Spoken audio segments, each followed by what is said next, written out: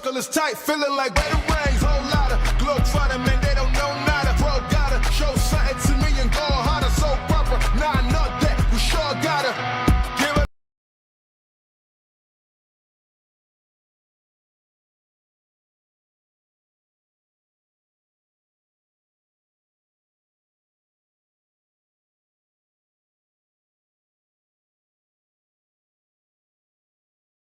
You can find him enjoying the outdoors and playing disc golf with his friends. His competitive spirit and love for the game brings his friends together. Looking ahead, Kyle has set his sights on the Ohio State University, where he hopes to further his education and continue his athletic pursuits.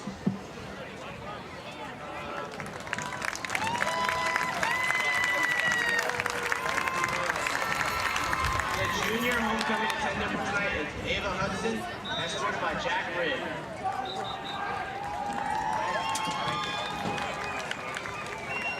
Ava Hudson is a junior at Big Walnut High School. She is the daughter of Andrew and Sarah Hudson and sister of Caleb and Aaron Hudson. Ava enjoys dance, babysitting, and spending time with friends and family. She is a member of Global Scholars, French Club, Leo Club, and is involved in her youth group at Vineyard Church of Delaware County. After high school, Ava plans to attend college and possibly study education or counseling. Ava's escort tonight is Jack Rigg. Jack Rigg is the son of Nicole and Jeff Rigg. He has two siblings, Tessa and Leo. In his free time, he enjoys golfing, playing football, and baseball. Jack is a member of the Spanish Honor Society. In his future, he plans to study medicine and become a sports physician.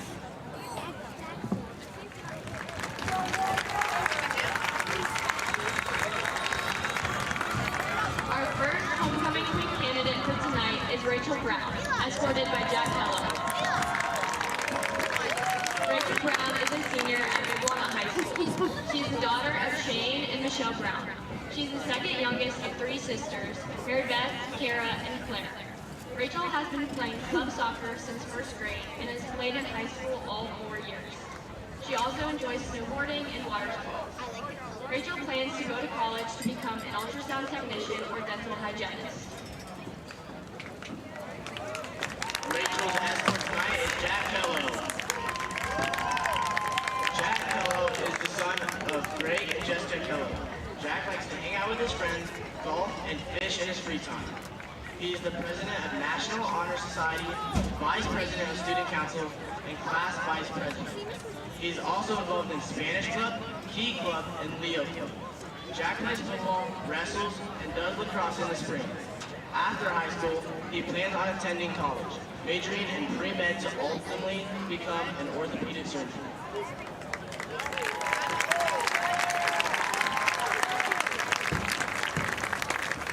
Our next queen candidate for this evening is Ella Genatino, escorted by Sam Earth.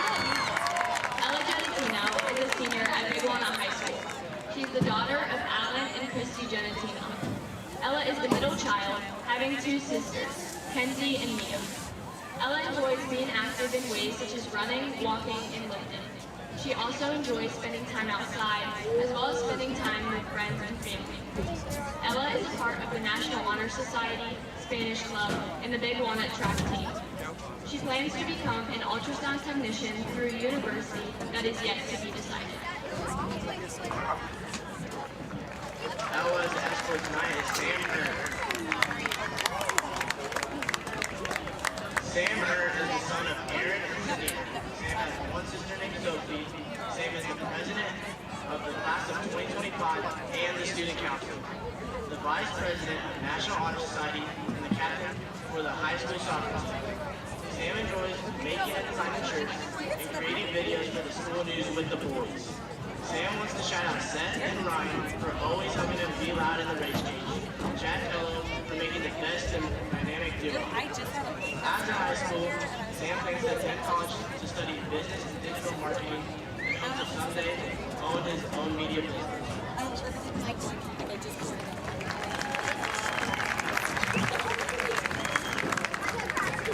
Our final homecoming queen candidate this evening is Charlotte Smith, escorted by Sam Stewart. Charlotte Smith is the daughter of Mandy Micah, Todd Smith, Amy Taylor, Calvin Houghton.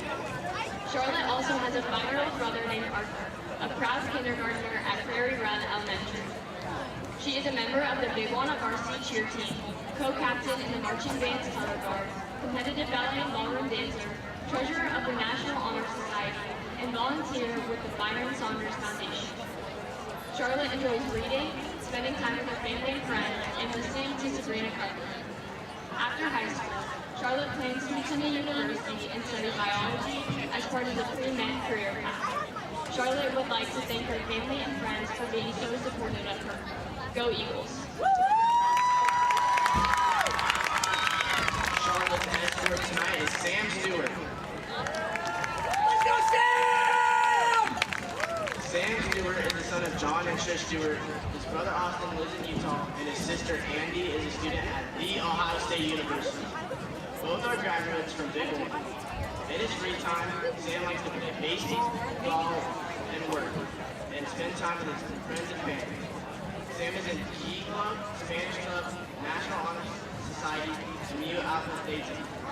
He is also on the Big Walnut baseball team and Big Walnut bench warmers rec basketball team.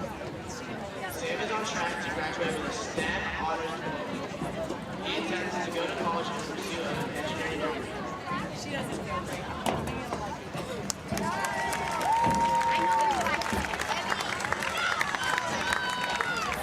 We would now like to welcome our returning 2023 Fall Homecoming Queen and King, Noah Belknap and Morgan Rock.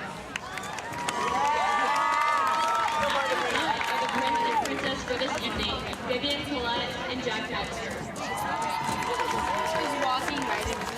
Vivian Collette is our princess. She is the daughter of Jeff and Jeannie Collette. She has one sister, June, who's in first grade at Souders Elementary. Vivian attends Big Walnut Intermediate School and is in 4th grade. She loves to play soccer and basketball. She is also a cheerleader and gymnast. Additionally, Vivian loves science, cooking, and art. In the future, Vivian wants to be an art teacher. Jack Webster, as well as being our prince tonight, is also Jack's 6th birthday. Let's give him a big round of applause.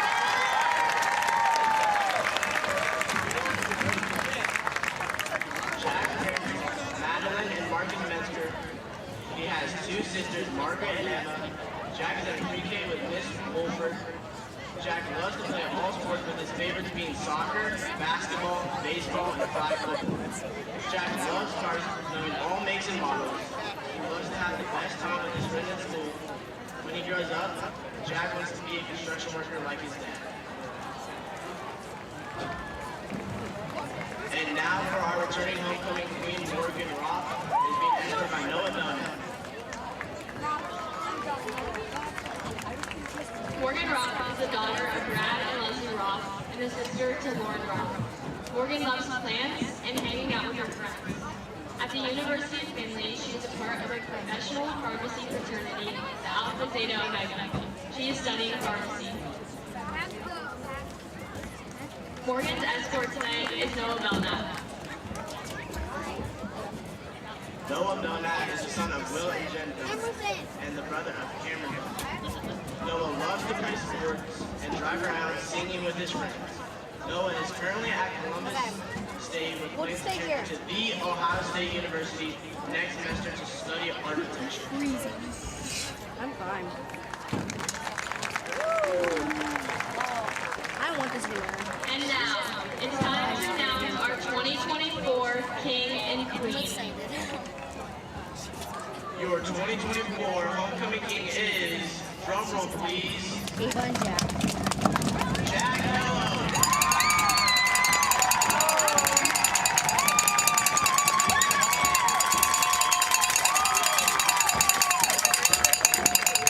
Your 2024 Fall Homecoming Queen is, drum roll please, I'm gonna get the video. What if it's not her though? Ella Valentino.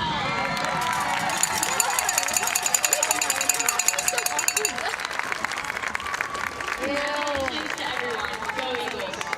I was that his shoes I was with. He just took the picture. I know, they're not together.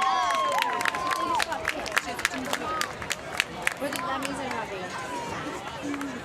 Landon got picked. He had to go with our neighbors.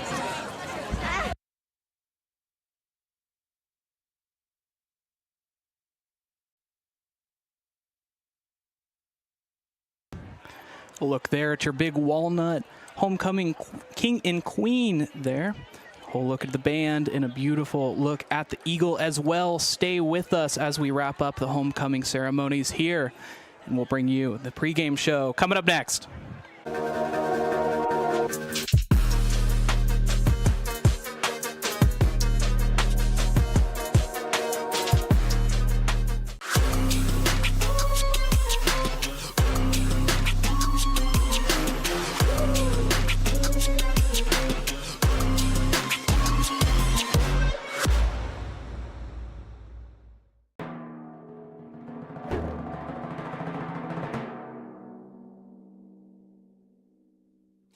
Picking up new hobbies such as cooking is another manly way to avoid depression and reduce stress.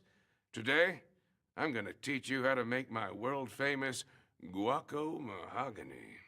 First, mash up 5 or 6 of these green things.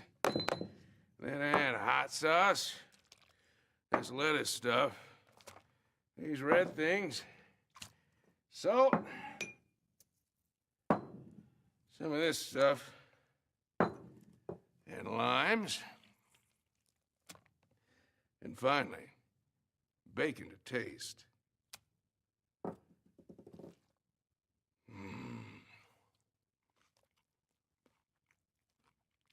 Delicious.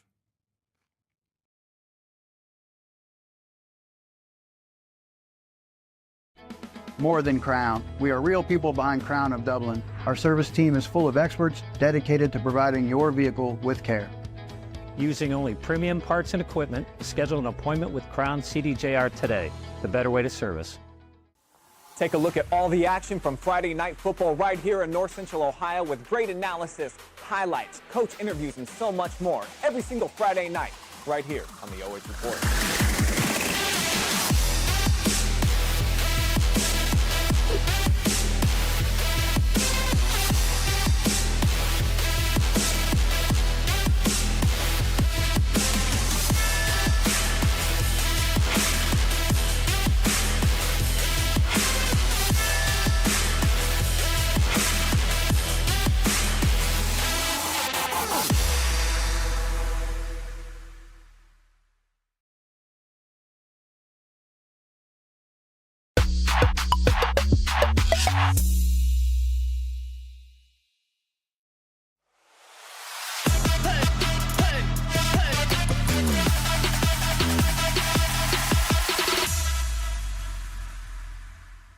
Let's go.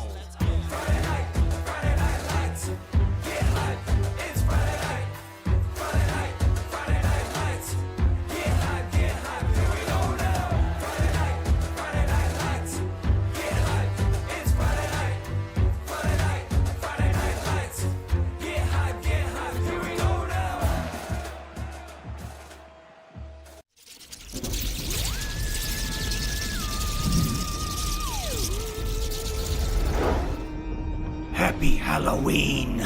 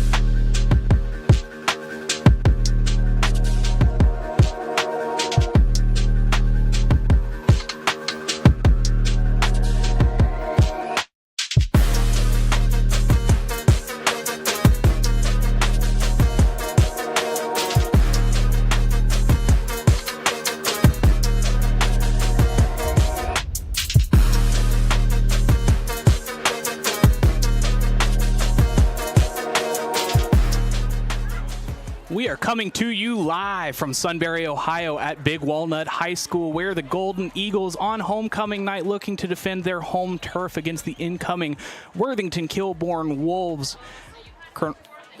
The Eagles this year 5-1 on the season. Worthington Kilbourne 3-3. Competitive contest coming up. Stay with us for the pregame show coming up next.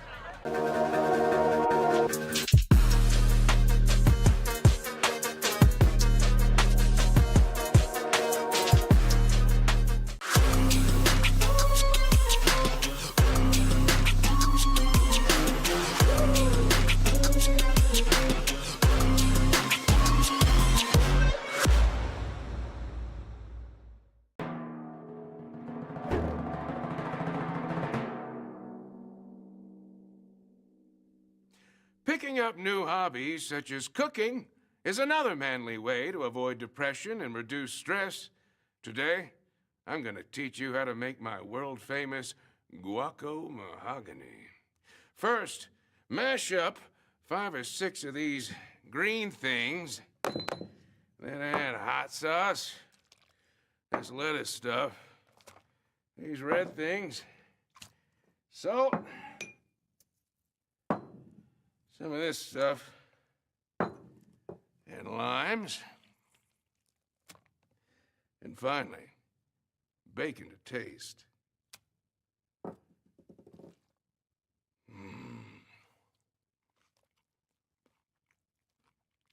Delicious.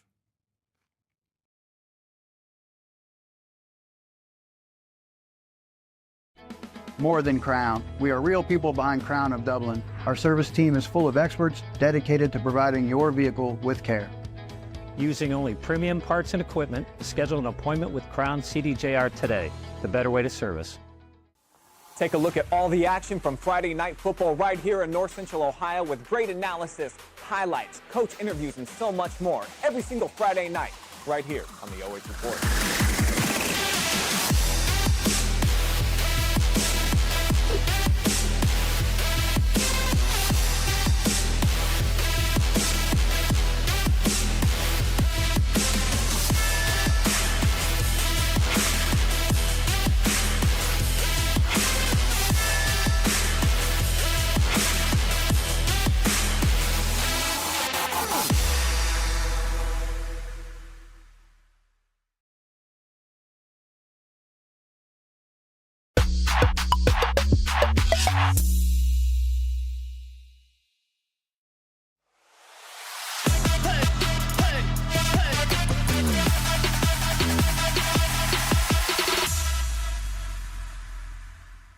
Let's go. Friday night lights. Get hype, it's Friday night. Friday night lights. Get hype, here we go now. Friday night lights. Get hype, it's Friday night. Friday night lights. Get hype, here we go now.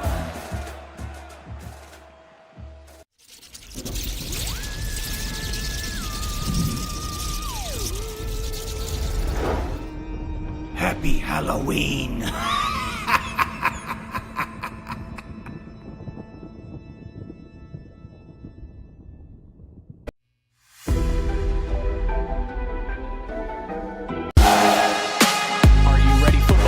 It is time for the Scout Construction pregame show brought to you by Scout Construction LLC.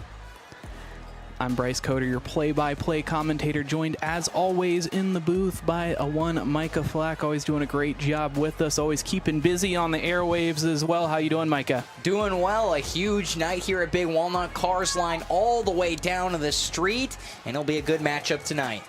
As they make their way to the field, let's go ahead and go through our home team spotlight this time. Golden Eagles this year 5-1 on a hot streak, really proving themselves well. 3-0 in the OCC. Looking at their offensive performance, 230 rushes for 970 yards, 15 rushing touchdowns, but the completion rate is 64%, 52 for 81, 625 passing yards, 9 passing touchdowns, and 4 interceptions offensively. And as they come onto the field, the efficiency has certainly been there for them. And it has been there. The completion percentage through the air with Eli Stumpf, 64%, like you mentioned. mention, very good on the ground. 700 of those yards have come from the running back, Nolan Burley. So feeding in some old data here for the player spotlight, but we're spotlighting Eli Stumpf, the quarterback, number 4, his 64% completion rate, 9 passing touchdowns and 625 passing touchdowns. Eli Stumpf, the general of this offense and only a sophomore. And he's doing exactly what you need him to do. 64% completion percentage, very good in high schools, 625 passing yards, 9 touchdowns to just 4 interceptions. And he has a dynamic running back in Nolan Burley who he can lean on as well, being an inexperienced player. Taking a look at the keys to victory for the Big Walnut Golden Eagles. We'll get through about one of them here before we break for the national anthem. They're going to want to rattle this young QB, the freshman QB for Worthington Kilbourne. As Kilbourne makes their way onto the field, everyone on their feet, anthem yet to begin.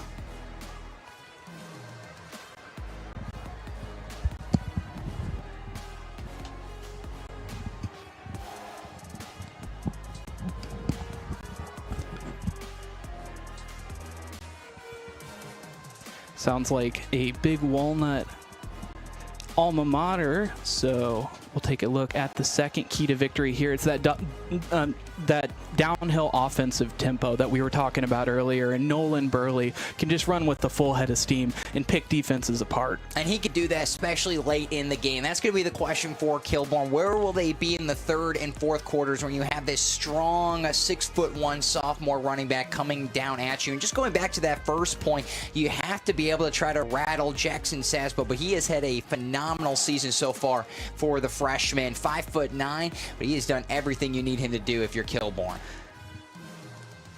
They wrap up the alma mater there. And now we'll go through the national anthem. Take a brief pause.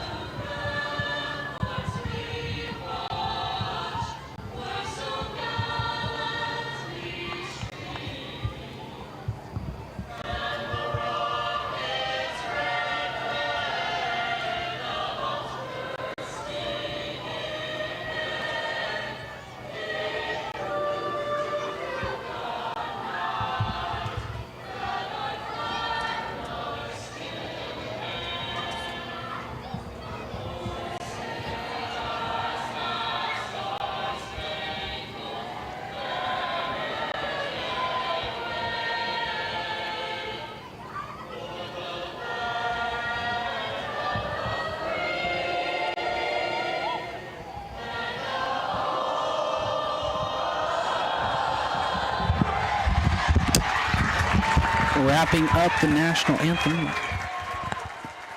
And a great job there by that group of high schoolers. Let's take a look at our team spotlight for the Kilbourne Wolves.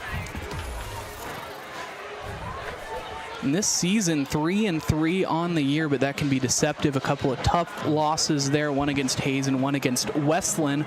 Offensively, 187 carries, 1,022 rushing yards, 10 rushing touchdowns, 8 for 155 completion, 451.6 completion rate, 889 passing yards, and 10 passing touchdowns. Defensively, they've got 4 INTs, 3 forced fumbles, 15.5 tackles for a loss, and 8 sacks. So, you know, 3-3 on the record, but this can be a deceptively difficult team if you're not careful. Well, this is a team, Bryce, that comes in averaging 11 yards per catch, averaging over 5 yards a carry. They have total yards per game over 300. They play some very good teams, like you mentioned. Canal Winchester 4-2. Then you look at Westland 5-1. Then Delaware Hayes 4-2. They've had a rough stretch, but this could be a big turnaround for them tonight. Taking a look at the player spotlight for the Wolves, and of course it's Jackson Szabo, the quarterback, only a freshman, but this year he has 889 passing yards, 10 passing touchdowns, and 352 rushing yards. The freshman standout is definitely versatile. And what more can you ask him to do, Bryce? Averaging over 6 yards per carry, over 800 yards through the air, 10 touchdowns, 4 interceptions, alongside 2 rushing touchdowns. The freshman has been electric for Kilbourne. As they get ready to kick things away, stick with us for the keys to victory for Kilbourne on the Scott Construction LLC pregame show as we tread towards game time. The kick is up, back to receive at the 5. Some speed off the block, breaks a tackle, but is finally wrapped up and brought down at the 23-yard line, and that's where we will begin the first drive of the game, taking a look at the keys to victory for Kilbourne. So for them, they're going to need superb rush defense against the likes of Nolan Burley in that backfield. They want to stay calm under that defensive swarm with that young quarterback. You can expect a lot of pressure from the Golden Eagles. If he can stay calm inside of the pocket and find those receivers, he can potentially be successful in this game. And if you're Big Walnut, you want to copy what Canal Winchester and Westland did. Held them to under 45% completion percentage through the air. And our first play of the game is a pass to the flat. Wrapped up and finally brought down. And that's going to be the question mark. This was a team in both losses to Canal Winchester and Westland. They averaged under 3 yards per carry and under 10 yards a reception. And that's something that if you're Big Walnut, you want to try to replicate to get a big win. So a flag thrown, a false start is going to go against the Wolves, and that'll back them up 5 yards. And another thing they'll have to keep an eye on is those penalties, especially early in this drive. You want to silence this crowd. It's homecoming night. Big Walnut 5-1 coming into this game. You have to find a way to keep the crowd silent and march down the field.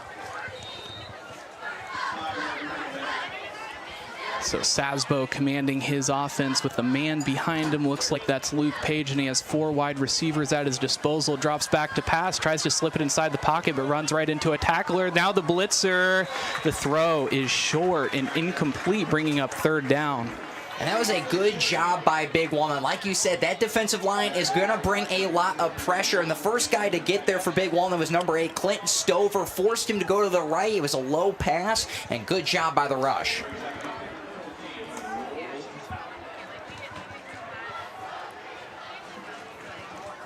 So relaying that play calling information, it's Cameron Fisher in the slot, joined by Preston Hawkins along the right side. The snap, it's a bit of a high one, but able to stick with it. Steps up in the pocket, finds the receiver in the way of Preston Hawkins, gets the first down, and is finally wrapped up and brought down 2 yards after the first down marker. And a good job, just steps up in the pocket, finds his receiver over the middle, and Preston Hawkins looking to make a good impression. The senior, 6 foot, has over 184 yards coming into tonight. We talked about that versatility that he has, and using that to his advantage. He is looking to find receivers, but also threatening to put the ball on the ground and take it himself. And fakes the handoff, ends up finding Hawkins along the sideline. He dives forward towards the line of scrimmage. And that's the thing that Big Walnut is going to have to worry about. Szabo has that ability to step up in the pocket. If he doesn't see anything, checks his reads. He can just run the ball to the inside, to the outside. He has that speed standing at 5'9", so he can quickly get down the field, something Big Walnut will always have to be wary about.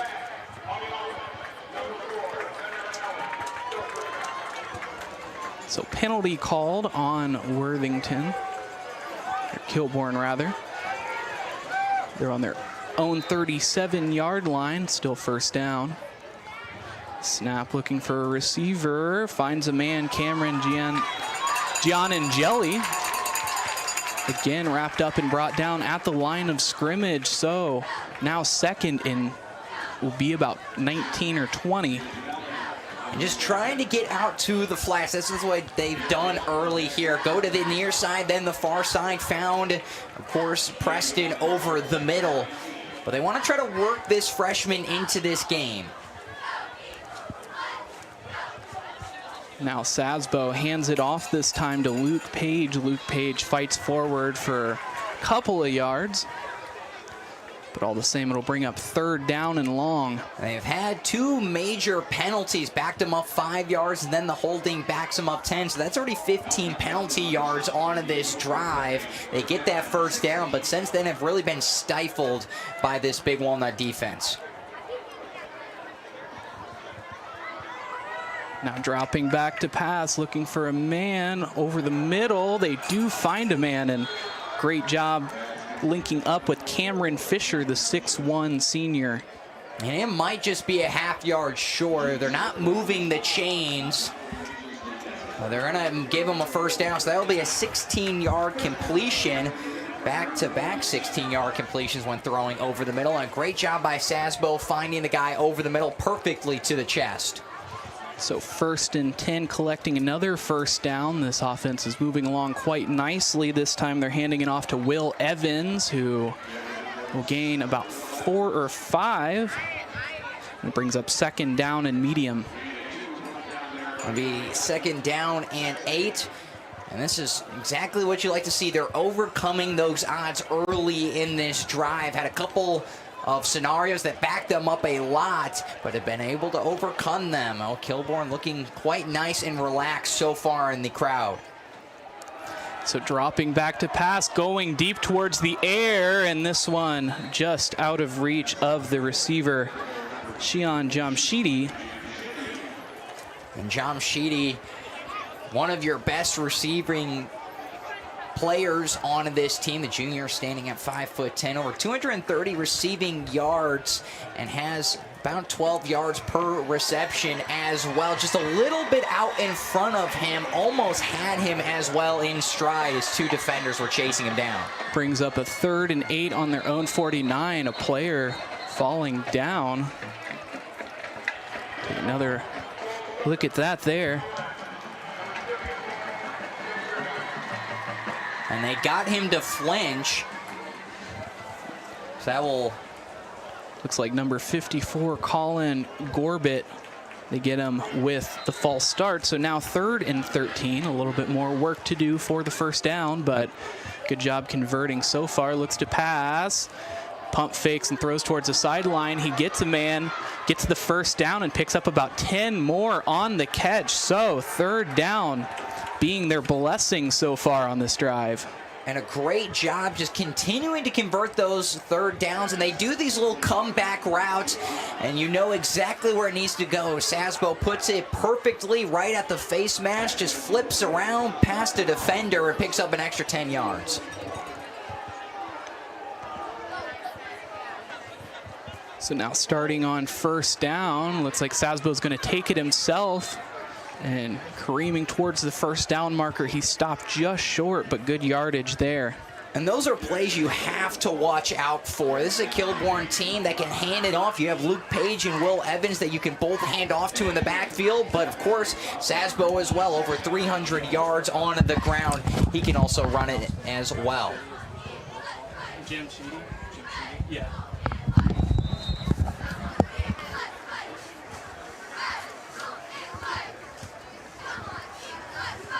So it looks like they will end up giving it to him, moving the chains for the 1st down, and they are within 22 yards of the goal line.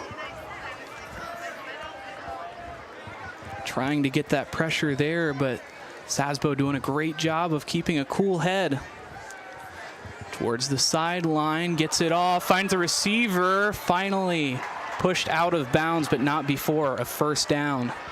But you pick up about 14 yards on the pass, just threw it into the flat, and able to find Giangeli on the outside for 14.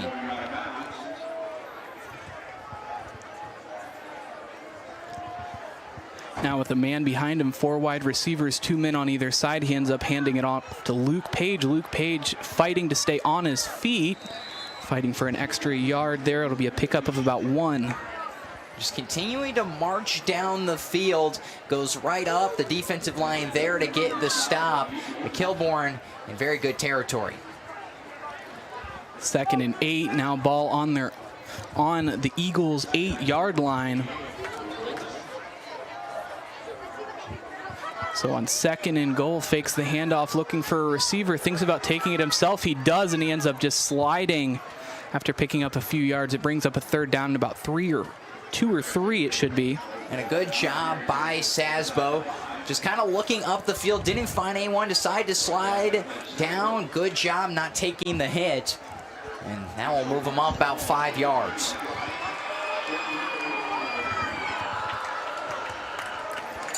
Looking for a goal line stand here on 3rd down. The Eagles stacking the box. Szabo sending a man in front of him, looks for a man, but it's an interception. So what looked like was going to be trouble for the Golden Eagles ends up Brody Hatfield picking one off in the end zone. And a great job by the free safety. Brody Hatfield steps in front of the pass, holds on to it, and a great job stopping the momentum by Big Walnut.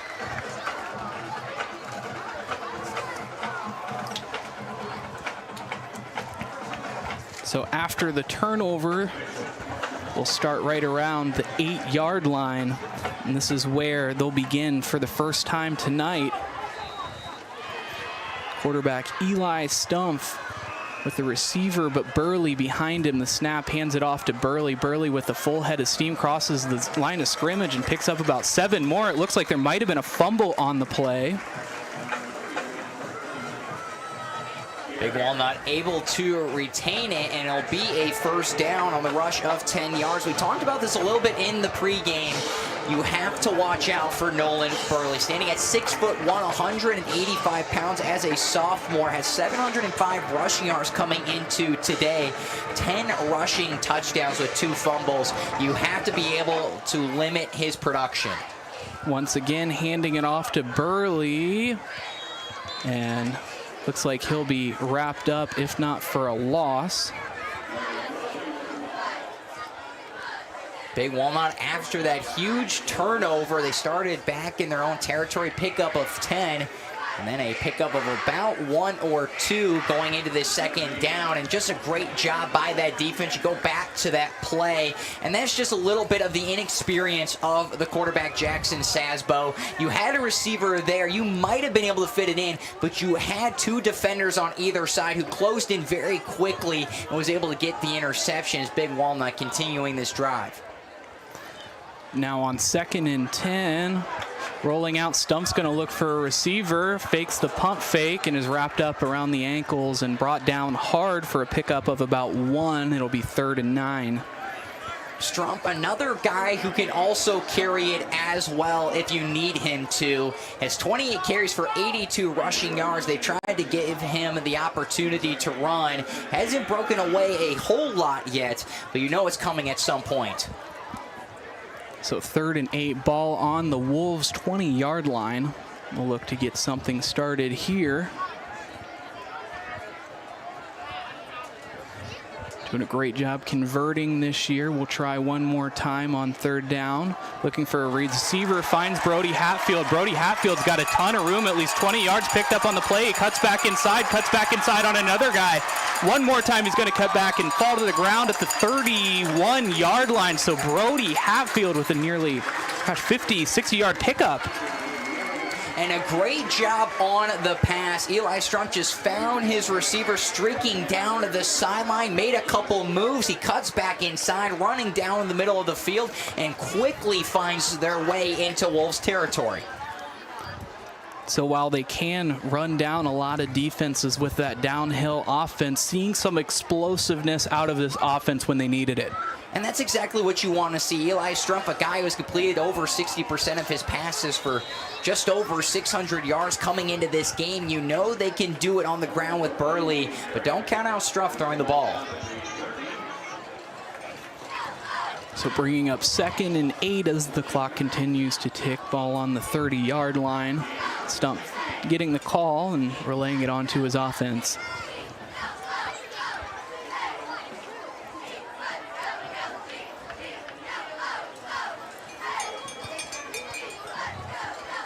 Looks like 2 linebackers in the box and 4 defensive backs against this look from Stumpf. Hands it off to Burley, who finds a hole and continues to push forward. It'll be about 2 yards short of the first down marker, brings up 3rd down. And Kilbourne tried to load the box there, and they just had everyone come up as Burley slipped a tackle and got an extra couple yards. And that's exactly what you want to see coming into tonight.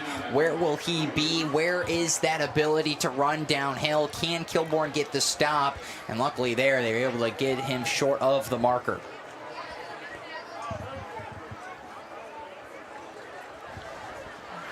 Now handing things off to Burley one more time on the counter, and he's going to counter it one more time, looking for some room, running backwards, but finally fighting forward and somehow managing to get a first down. And you pick up a couple more as well, and a great job by Burley. Just slips a tackle, comes all the way around, punches it up the middle, and a great job by Big Walnut. But if you're Kilbourne, you have to wrap him up. That's something they were probably preaching in the locker room. The big physical running back, you just have to be able to hold on and wrap him up and allow him not to get the first down or any more yards than is allowed. Burley already electric so far. Stumpf looking for a man, 2 wide receivers out to his right, and he finds a guy, Aiden West, with the completion, finally wrapped up and brought down inside the red zone around the 10-yard line. And just continuing to find those big chunk plays. Slips a tackle again, as just getting it all the way inside the 10-yard line of the Wolves. A 60-yard pass, then a 15-yard pass. They're continuing just find the gaps in the scheme. So they come to the line inside the 10, 1st and goal on the 6-yard line, in fact. Hands it off to Burley. Burley shaking a man, brought down right around the 1-yard line. He'll be just short of that goal line. And he's just there, just looking to punch it in. As they hand it off to him, he goes right through the middle. Brings a couple defenders down with him, and will mark him just 2 yards short.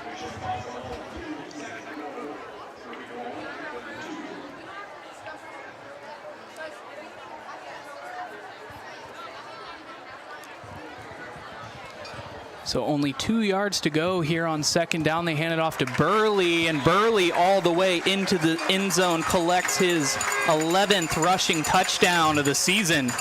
And a great job by Big Walnut. After the turnover, he had a 10-yard rush. They got backed up a little bit, had a long 3rd down, then a 60-yard pass, a 15-yard pass, a couple of huge chunk plays, runs being 6, 6, then 4, and eventually they just churn down the field, get all the way into the end zone. A good start for Big Walnut. So lining up, it looks like, for the PAT.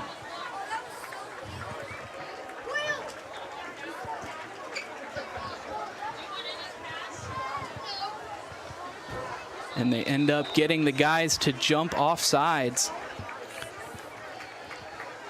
Just got him off the edge. We're expecting the quick a little bit kicker. Maybe that might have been up front. Oh, they do end up calling the offsides against the Wolves. And it looked like the defensive end reacted, and then immediately so did the offensive line there.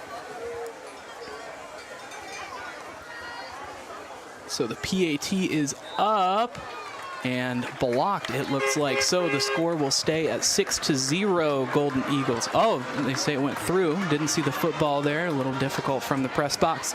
So 7-0 Eagles in the 1st quarter. Stay with.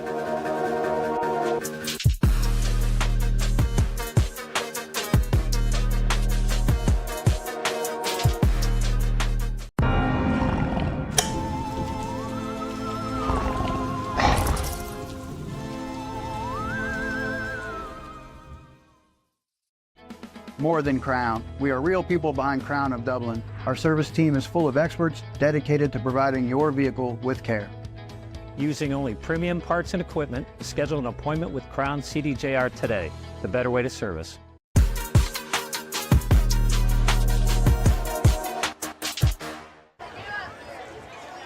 Back in the Eagles' nest of Sunbury, Ohio at Big Walnut High School. Big Walnut taking the lead early on here in the first quarter, minute 46 remaining. They're looking to kick things away to Worthington Kilbourne, who will take over for their second drive tonight. First one coming up with the interception in the end zone, but it was after a promising drive. So we'll see if they can keep up that offensive production. And Kilbourne got backed up a lot of times, a couple of penalties being a holding play and then a false start, but they would always find their way out of it. A 16-yard pass, then 16 again, then 23, then 14, got all the way inside the red zone of Big Walnut. That's when the pass was intercepted by the free safety of Brody Hatfield of the Golden Eagles. But Kilbourne, a very good drive there that was just stifled by the defense of Big Walnut. Interested to see what they do on their second attempt.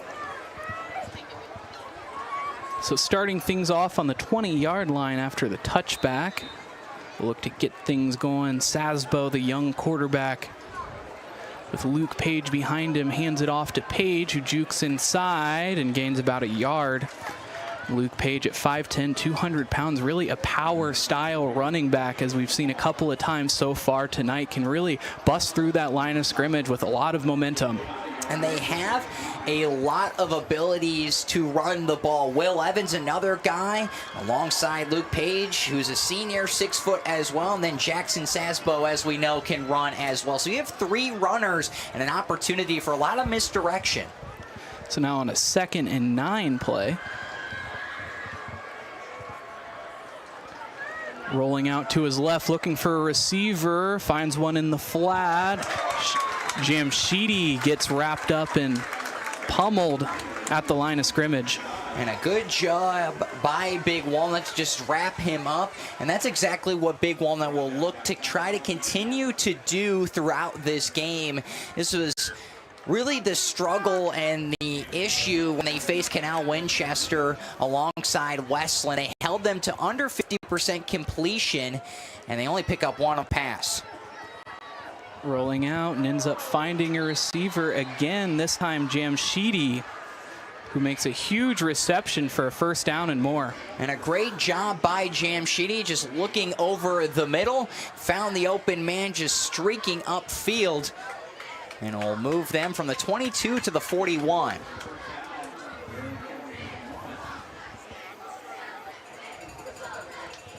So 20 seconds and ticking, handing it off one more time, this time to Will Evans, who tries to hurdle a man, but gets taken down, but not before the first down. And a 13-yard rush, their biggest so far of the evening. And Page, he can do a little bit of everything. He has a receiving touchdown. They use him a lot as a receiving back. Has 2 catches for 23 yards, and one of those catches being 19-yard receiving touchdown. It looks like they will just walk off to expire the end of the first quarter. So join us for the second quarter of this competitive contest. Big Walnut leading over Kilbourne 7-0. Stay with us.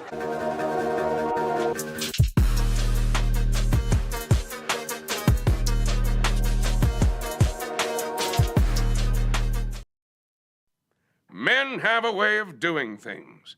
A man has his way of eating, of exercising, of keeping his hands warm, and of straightening up.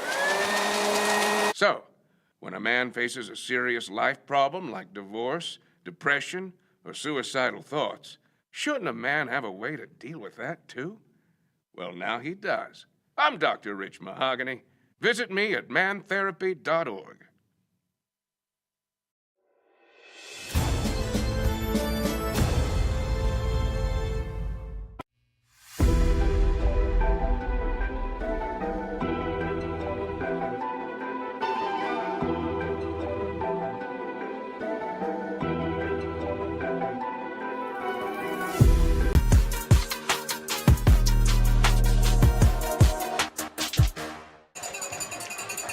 Second quarter action here as they end up taking it himself. Szabo gets hit hard, but not before a pickup of 8, continuing to keep this offense moving.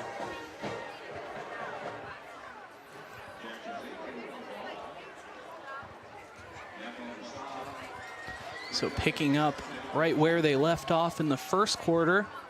as it's a 2nd and 2, a pickup of 8 on the last play.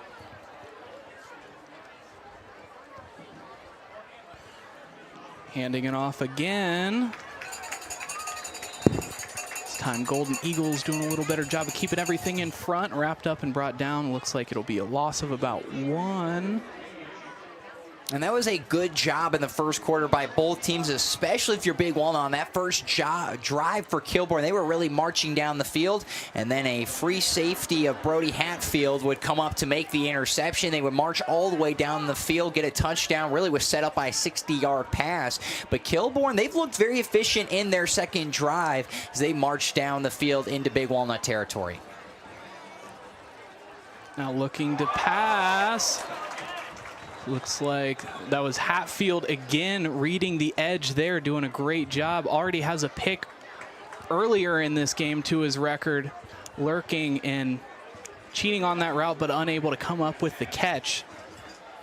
And just looking to the outside, just not able to find the receiver. It'll be incomplete, and it'll be a good job by the Golden Eagles as they will now get backed up a couple yards. It'll be, you know, 3rd down and much more instead of just 3rd down and 3. Looks to be 3rd down and 8. And it'll be number 52 on the offense. And that was backup center for Kilbourne. Now 3rd down and long. Owen Sheridan, I believe. Brendan Rhodes. So calling a timeout here first for the Wolves. So far doing a great job, the Wolves are, of getting the ball upfield. Really, it ended up being the interception that really cost them in that situation. Eagles doing a great job of taking things right upfield, converting, getting that touchdown from Nolan Burley. And that's exactly what you have to do. Create those turnovers. This is a team that hasn't done a lot on the ground. They have yet to fumble so far this season, that being the Kilbourne Wolves. So you have to get them through the air. That'll be the 5th interception of the season for the freshman quarterback, Jackson Szabo. And Golden Eagles, they're done really well so far, especially on the defense side, but the offensive side has been really good. They've used the running back of Nolan Burley, had a 60-yard pass, then a 15-yard reception as well. That put them all the way in that territory. But if you're Kilbourne, you got to be happy so far with what you saw in that first quarter outside of the interception. They have moved the ball very efficiently on the Golden Eagles. So 3rd and 8, we've seen them convert from a lot farther tonight. They'll look to pass, finding a man over the head of the receiver. The intended receiver was Jamshidi, but Hatfield almost came up with a pick. And just a little bit too high on the throw. Thought maybe he was going to cut it upfield, but it was a comeback route just over the head of the receiver of Jamshidi. So that'll bring out the punt unit. And this is where the question will be, will they be able to try to stop a very good offense of the Golden Eagles and trying to hold them just 7-0?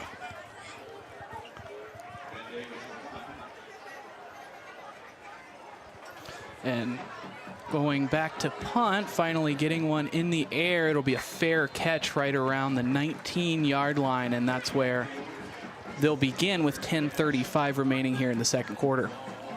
And a good job stops the offense. We continue to mention, just want to limit what this offense can do. This is an offense that averages over 300 total yards a game in losses against Canal, Winchester, and Westland. They held them to under 300, about 250, only allowing 3 yards a carry and under 10 yards of reception. That's the formula to beat this team. Unless you're Delaware Hayes, that was their last loss, and Hayes just really hung it up on them, had a very good offensive performance as well. So now snapping things, faking the handoff, taking it himself is Eli Stumpf, who picks up about 5-6 yards. And those are where the chunk plays are going to pay off later in this game, Bryce. If you can get those 4 or 5 yard gains, and this time it'll be a 7-yard rush, you can really wear down this Kilbourne defense and try to really set yourself up in the 3rd and 4th quarters. I think that's what the Golden Eagles really excel at, is wearing down defenses. And once they're finally at the game, they let their conditioning take over the legs of guys like Eli Stumpf, Nolan Burley, Brody Hatfield, Aiden West, and utilizing those fresh legs. This time handing it off to Burley, who's looking for an opportunity. Jukes inside, picks up the first down. And last time we were here, they played a rivalry game against Delaware Hayes, both in Delaware County, of course. And that was a game where Nolan Burley really dominated. They wore down the defense of Hayes, who's a very good team, has won 4 games this season. And he would just find those big plays eventually down the stretch, just rush for 20, 30, 40 yards. And it really allowed them to separate from the Colts of Delaware Hayes. 2 wide receivers out to his right, hands it off to Burley. Burley following a blocker, and good yardage there as he picks up about 6 more to his record. And those chunk plays, a 7-yard rush, then 8, then 6. What more really is there to say about Nolan Burley? Just a big downhill presence on this offense.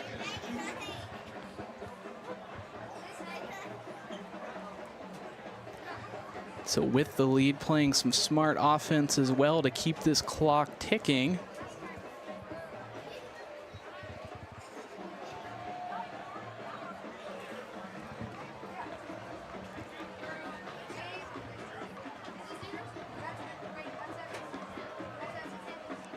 The snap, hands it off to Burley one more time, but there's trouble as they try to rip it out of his arms.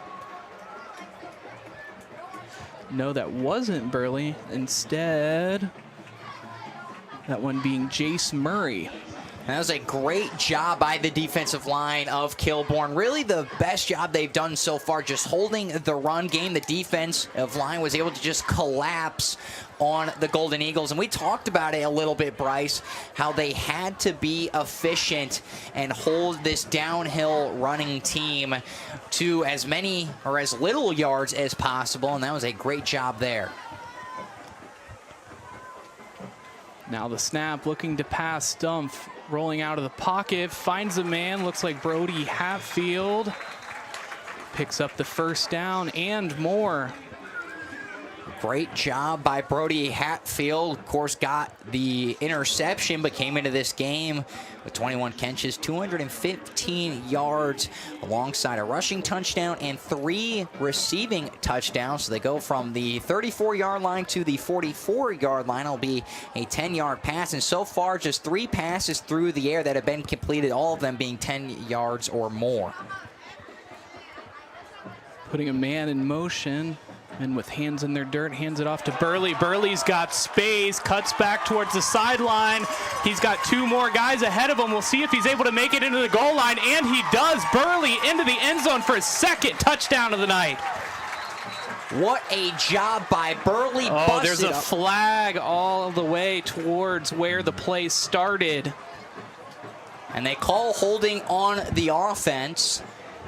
And that will immediately back them up. And I was just about to say, he turned on the Jets there at the end to break away for the touchdown. Kilbourne missed a couple tackles, a little shoelace tackles, as Burley was able to find the gaps in the zone. That'll be holding, so that will back them up 10 yards. And a tough sight for the crowd here in favor of Big Walnut. In a 7-0 lead, you still feel like it's competitive, but if they were able to get that 2nd touchdown, it really would have felt like the momentum was going in their direction. And we talked about it, of course, when they played Hayes. Both of those teams had a lot of penalties, especially Hayes in the first half. Big Walnut started to have a little bit of that issue in the second half. By then, of course, took off really against the Colts. But that was a huge error. Going right back to Burley. He'll pick up about 5 yards before he's dogpiled to the ground. It brings up 2nd down. So it was 1st down and 18. It'll now be 2nd down and 13. So a pickup of 5 on the rush. But that would have been a if I do my math correctly, 36-yard touchdown, or what? No, it would have been way more than that. It would have been about 59 yards. Something like that. You know, this is what happens when you haven't done math in 4 years, Bryce. We're just broadcasters, right? That's what they say. Looking back to pass, no protection in the backfield as he rolls out. He'll finally just dink it over to Hatfield, who can only get one hand on it, and it falls to the ground, incomplete. Just a little bit outside of the receiver. Brody Hatfield was rolling out to his right. Just had to kind of throw it away. It'll be 3rd down and long. 3rd down and 13 for the Golden Eagles. And what could have been, Bryce, we talked about it a little bit with Delaware Hayes. They had a couple penalties where they probably should have been up. It was a 41-21 win. Well, it probably could have been 48, even more than that, maybe even 54. They had a couple of those problems as well. Of course, were able to put their foot on the gas, especially in that second half. And in a tight contest like it is right now, 14-0 feels like a lot.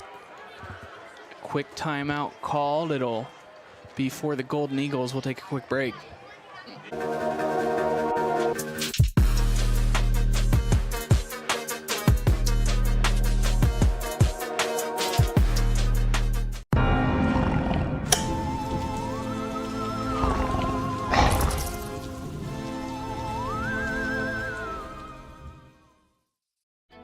More than Crown. We are real people behind Crown of Dublin. Our service team is full of experts dedicated to providing your vehicle with care. Using only premium parts and equipment, schedule an appointment with Crown CDJR today. The better way to service.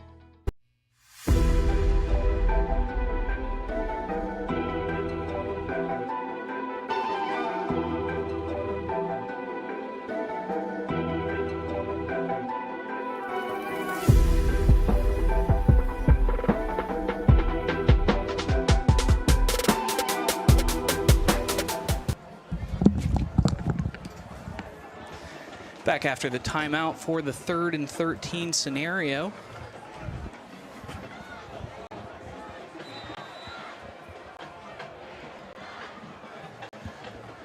Showing blitz, they get 2 guys home, but they end up finding Hatfield, who's running towards. He has room all the way into the end zone with space and speed. A touchdown, 59 yards. And what a great job to find the receiver over the middle of the field. It was a long 3rd down and 13. A play that was taken away from Nolan Burley, who would be about 59 to 64 yards. They immediately strike right back, this time through the air. A 60-yard pass, and now a 50-yard passing touchdown that will set up the field goal.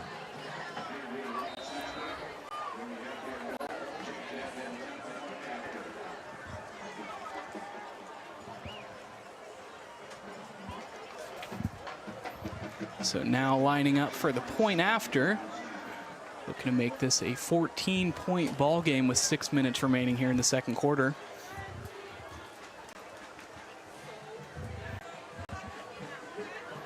It's up and it's through, a beautiful kick.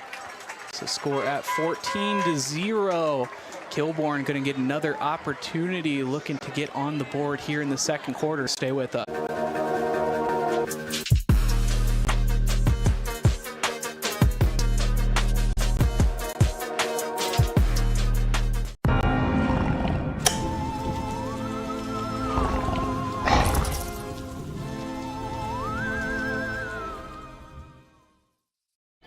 More than Crown. We are real people behind Crown of Dublin. Our service team is full of experts dedicated to providing your vehicle with care.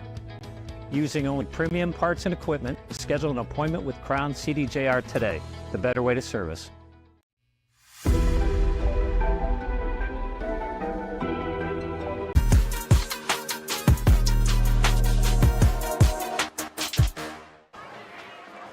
Golden Eagles kicking things away to Kilbourne Wolves.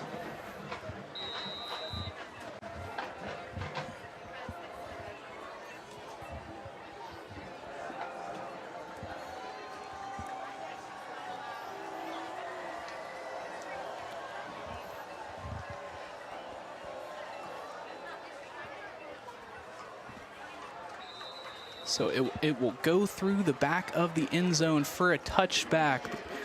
The Wolves looking to start things here on the 20-yard line. They'll have 6 minutes and 8 seconds to work with remaining here in the first half. Has shown some good efficiency, but we were talking about it in the break. They're able to find the plays they want to execute on, but it ends up, you know, not being able to connect the dots on these plays, not able to connect it on an entire drive to the point where they're able to convert that touchdown. And they got all the way down inside the 10-yard line of the Golden Eagles on their first drive, and they strung together a very good group of plays, but an interception really stifled and halted any momentum they had.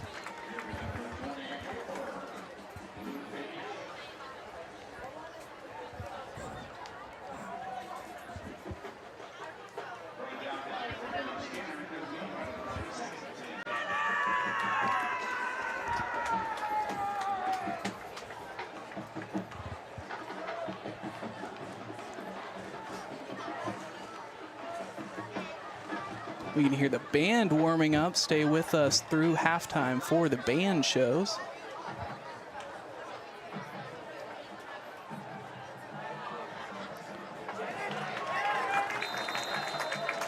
And what a sack. It will be a loss of about 5-6 yards as the defense just completely was able to get all the way to the quarterback for Kilbourne, Jackson Szabo, and you had two edge rushers coming off the edge. Both of them came unblocked, and because of that, it'll be a loss of 5 yards, so sets up a long third down.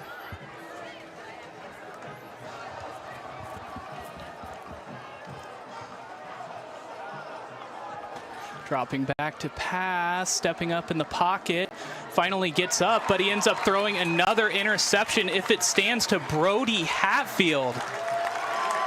And they say it does. And again, the free safety, another interception back-to-back against this team. They'll say he got it right on the sideline, as that was intended for Alex Meek, the freshman. And a great job by the Golden Eagles. That will stand. They'll spot the ball right at the 36-yard line.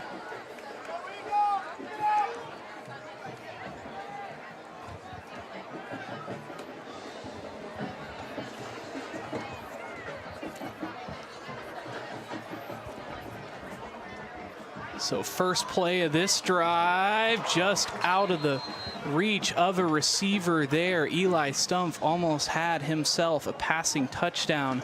Looks like that was Ben Ronk, the intended receiver, who was freed up over the middle. And just a little bit in front of the outstretched arms of the 6'2 senior. He had him in his stride, was past the Wolves defender, and it would have been a huge play, maybe even a touchdown for the Golden Eagles, but back-to-back interceptions by Brody Hatfield have really put the Golden Eagles in a perfect position. Now finding a receiver, able to slip a tackler, get some healthy yardage before he's finally brought down with forward progress around the 26. It'll be a pickup of 10 yards. Carter Dancer, the senior wide receiver. Just continuing to do well through the air. Have yet to complete a pass for under 10 yards. 2 completions for 10, 59, then 60, and then finally a 15-yard pass, as this Eagles offense has been very efficient. Handing things off again to Burley.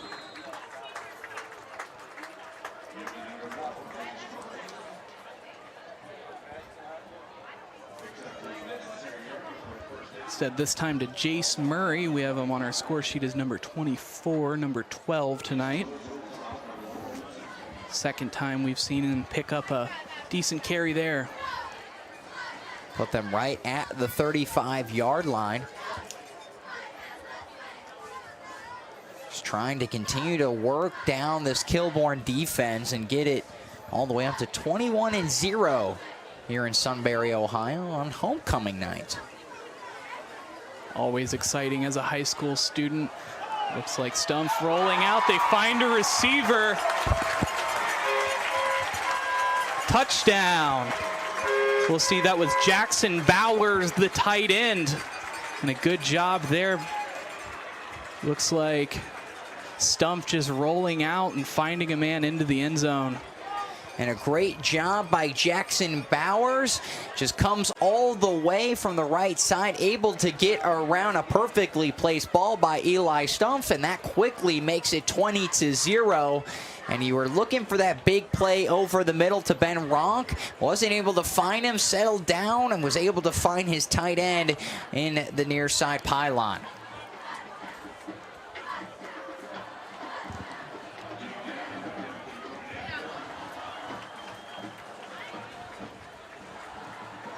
So with 3:15 remaining here, lining up for the PAT, and it's through. So score stands at 21. What we thought was going to be a close contest has quickly opened up, and the Golden Eagles are running away with this one. Stay with us through the commercial.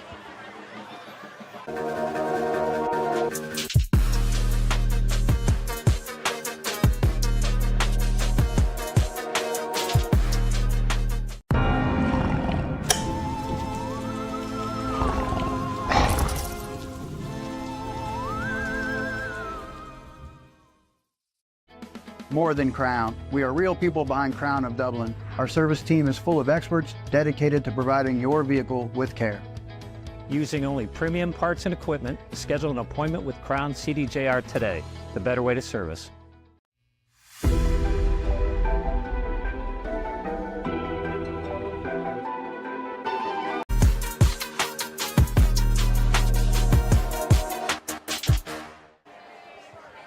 Bryce Coder, Micah Flack with the OH Report, joining you back with 3 minutes and 15 seconds remaining here in the second quarter. Big Walnut has just taken a 21-0 lead over the Kilbourne Wolves.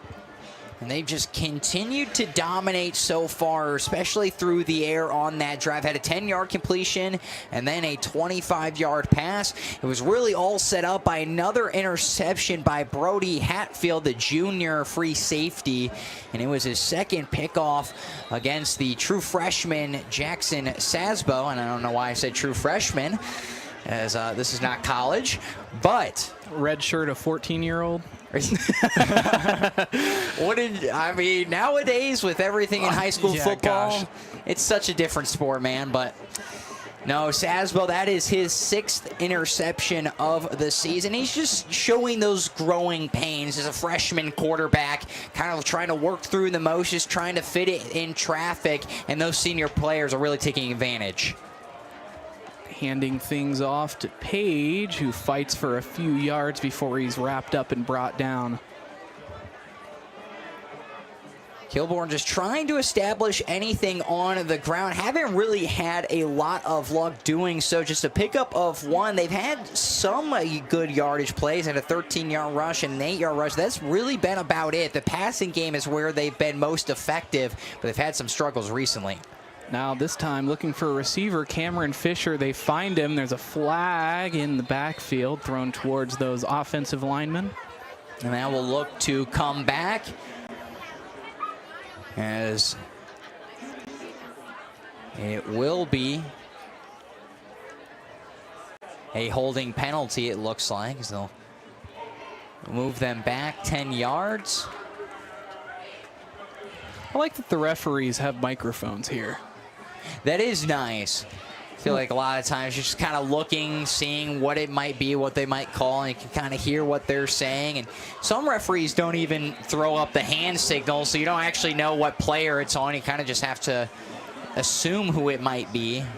A lot of times you don't really know who the referee is calling us, so you're looking frantically all across the field for the guy. Just makes it very easy when we can hear it in the entire stadium.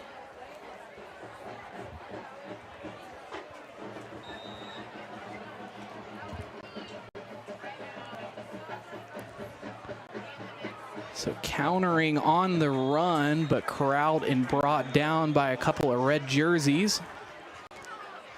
And they'll take a timeout here. A good job. It'll be 3rd down and long after a pickup of 1. And that's what you want to do if you're Big Walnut. You have timeouts to burn. You're going to have one more timeout after this that you can burn, and then you'll probably use it on the 3rd down. You would expect Kilbourne to run it again, and then you'll get the ball back with about 2.5 minutes remaining.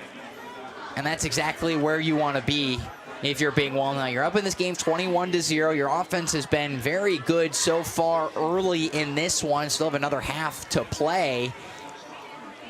If you can get a stop here, take a timeout, you get the ball back, and make it 28-0 very quickly. So after the timeout, both sides to the line of scrimmage. 2 minutes 35 remaining here in the second quarter. It's 3rd and 17. Ball on their own 13-yard lines. The Wolves look to convert the long 3rd down. They were able to convert one of equal length earlier in the contest. Snap rolling out to the right, steps up in the pocket, finds the receiver, and is brought down. Receiver Szabo. And they'll give him the 1st down, so it'll be a 17-yard pickup. And they just continue to convert these huge 3rd downs. They had 2 16-yard passes that went for 1st downs on 3rd downs, and now a 17-yard pass. A great job by Kilbourne.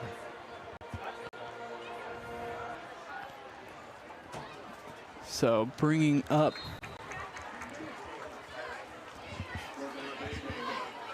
second down now.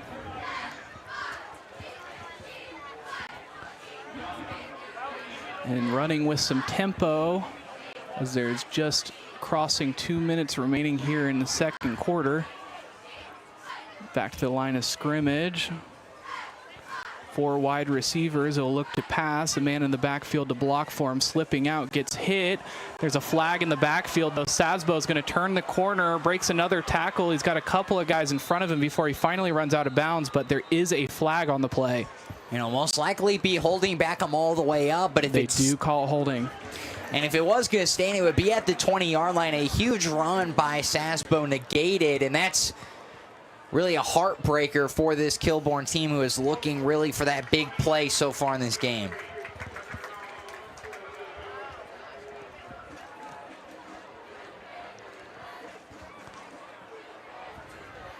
So a quick producing Wolves team. They were able to produce 7 first downs in the first quarter and a half, but have really slowed down on the offensive front. The Golden Eagles defense coming to life. And they've really settled into this game, and they're just trying to take advantage of the freshman quarterback, Szabo. Now the snap, looking to pass one more time, but it'll step up in the pocket. It's a long one, and it's way over the head, and it's intercepted one more time. Not the smartest ball there, as he's finally pushed out of bounds at around the 47-yard line. And just over the head of Szabo by about 10 yards, sitting there waiting. That was number 6, Austin Kawasaki with the interception. So they will get the ball one more time on the 48-yard line. 1:27 seconds remaining. So going to the practice board here with the 2-minute drills. And that's just the 3rd interception. A ill-advised and a little bit of a rough ball to throw there. The freshman quarterback, Szabo, really showing those growing pains, just kind of chucking it up in the air, really to no one out there. So throwing out towards the edge, they do find a receiver. This one's Ben Ronk, who's wrapped up around the waist and brought down out of bounds for a pickup of about 5. And you know that this kicker has a good leg. He might have an opportunity to hit a field goal if you need him to do that after the pickup of 7 on the pass.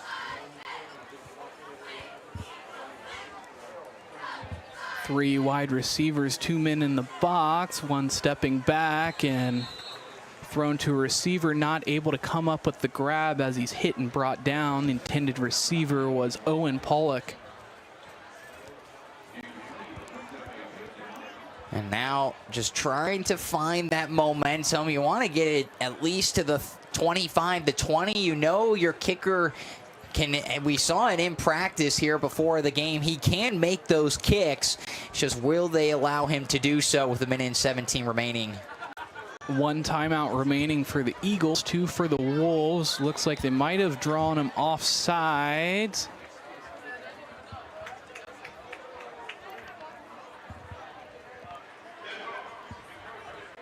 And they did. So it'll be an encroachment call that will give them the first down.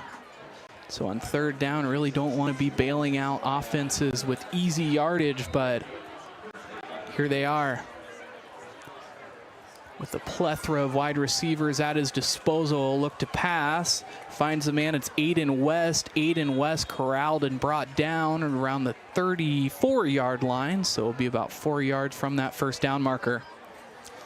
And a good job on the throw, good job on the tackle as well by Griffin Miller, keeping the receiver in bounds as Big Walnut will have to move quickly. Doing a good job of flying to that one. It's 2nd and 5, rolling out as he senses pressure wrapped up around the waist, able to get out of the pocket and threw it towards the sidelines. Did have a receiver there. And was Jace Murray, the intended receiver. Just trying to throw it over his way. 48 seconds, but that allows you to stop the clock and really think about what you have to do here. And this is a huge drive for Big Walnut, Bryce. If you get the touchdown or even the field goal, well, you'll come out of half with the ball because Kilbourne started off the game with the first drive. So if you get a touchdown here and then a touchdown in that opening of the 3rd quarter, that can really put a dent on the hopes of this Kilbourne Wolves team. And they look to pass, but out of the reach of Hatfield, who was the intended receiver, a bit of a bad ball. And just a little bit overthrown as the defense was collapsing in onto the pocket. Just overthrew his intended receiver. Good job by the receiver of getting out in front, though. Had the defensive back burnt. And you just need 5 yards here for the first down. Maybe a little comeback route and out route, just trying to get out of bounds as much as possible.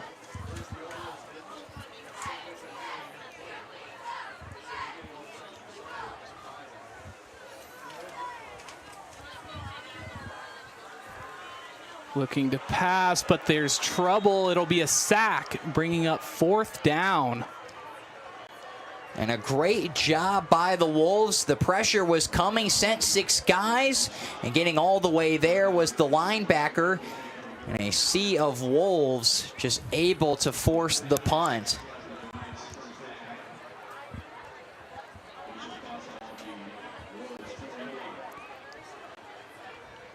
So there will be 39 seconds when the Wolves get the ball back. And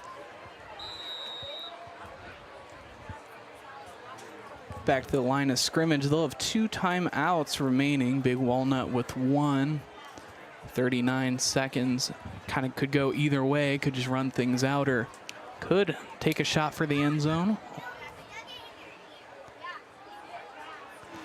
Szabo looking for a receiver and batted down. What looked like he had him burnt. Jamshidi along the edge. A good job by the corner of staying in front. It was a good job, just kept himself in front, was able to keep himself from not allowing the receiver to get to the ball. Because of that, there will take about 6 seconds off the clock, so 33 to go. Relaying that play on, 2 wide receivers on either side of him and a man behind him. Snap, stepping up in the pocket as there's trouble, trying to get away. He's wrapped up, crowd around the Eagle, just short of the 50-yard line. So a timeout will be called by Kilbourne.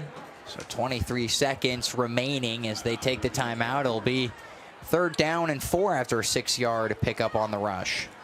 I'd like to take a second to thank our sponsors who support our coverage of live and free high school sports all across the great state of Ohio. Crown, Chrysler, Dodge, Jeep, Ram. Some want it to happen, some wish it would happen. Crown makes it happen.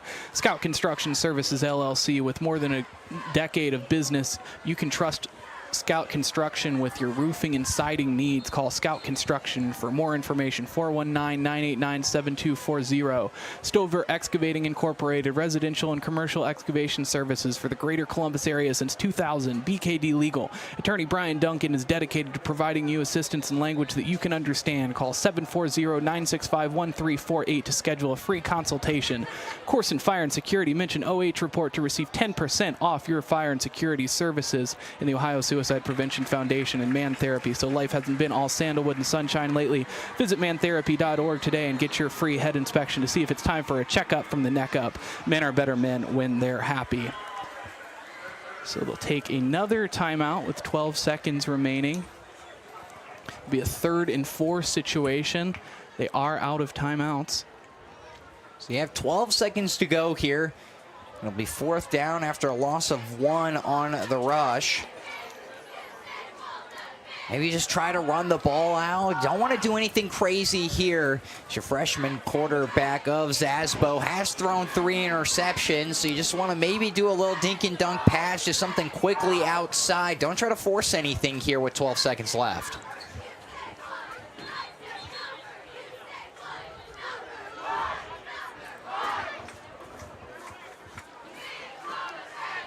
So after the timeout, it'll be 4th and 5. They're on their own 46-yard line.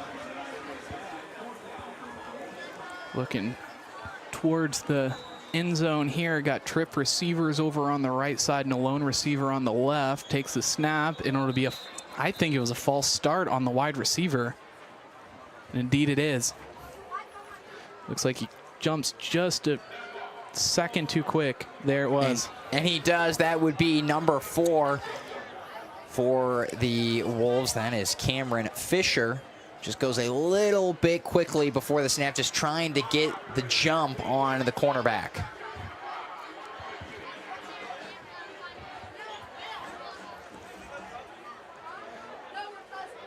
And of course, stay with us for the band show. We see the band over there getting prepared.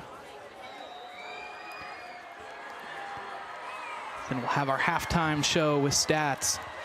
Looks to pass, stepping up in the pocket, looking over the middle, and it's behind the receiver, nearly intercepted one more time. And just looking to his left, stepped up in the pocket. Looked like he was trying to find Cameron Fisher. So it was just sails by him past his back. And now 7 seconds left. Big Walnut has to make a decision here where you want to go with this. You're at the 41-yard line of the Wolves. Maybe take a shot here. You know there's a possibility. We've seen some massive plays by this offense. Does Eli Stumpf have it in him for one more play? 7 seconds, 1 timeout remaining for the Golden Eagles if they do choose to use it. 3 wide receivers looking to pass towards the sideline, finds Brody Hatfield, who gets pushed out of bounds for a pickup of about 7. And a good job by Brody Hatfield, gets out of bounds, so it sets yourself up for a more manageable scenario. And I'll spot them right at the 35-yard line. So you have 4 seconds. You don't really have enough time to get out of bounds. They do burn the time out, though, with the clock stopped. So we're going to take a quick break. 4 seconds remaining.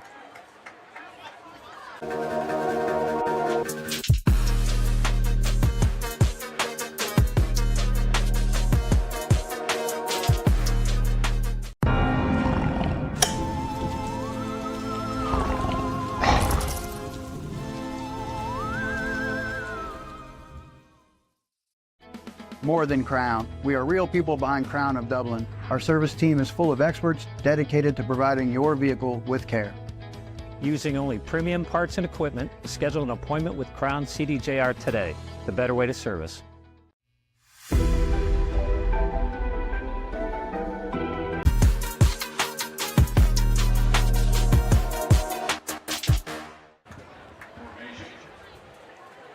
So after the timeout, they're going to line up for a field goal. Looks like a 52-yard field goal. It's up, it's long. Looks like the spiral isn't good enough to get it to go through, though, just short in the left corner. What a miraculous effort there as time expires. So after one half of football played, it's the Golden Eagles who are leading 21-0 over the Worthington Kilbourne Wolves.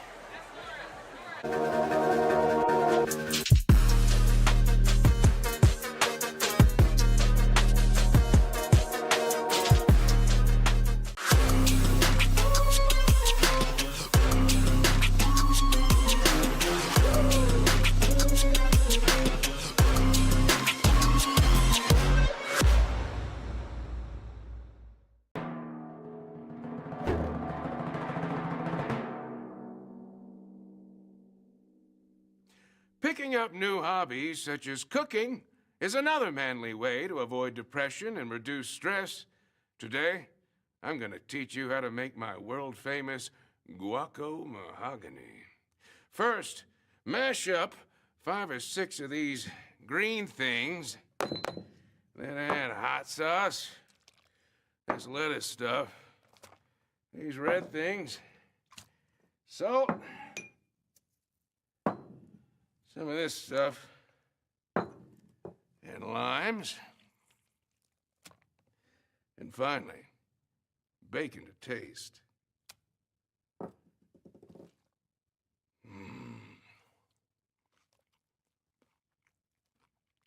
Delicious.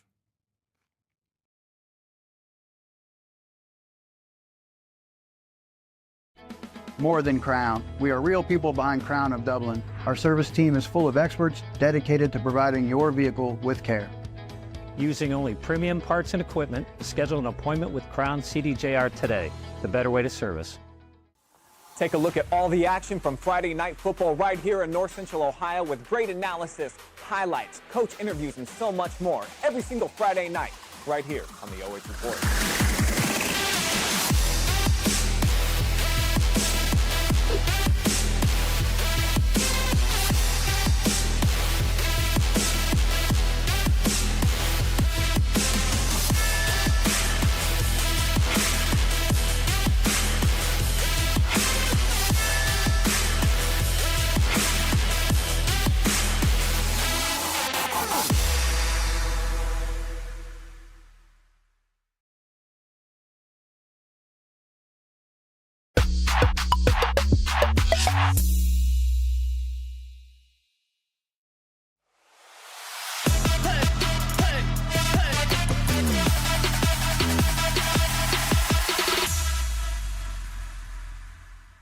Let's go. Friday night lights. Get hype, it's Friday night. Friday night lights. Get hype, here we go now. Friday night lights. Get hype, it's Friday night. Friday night lights. Get hype, here we go now.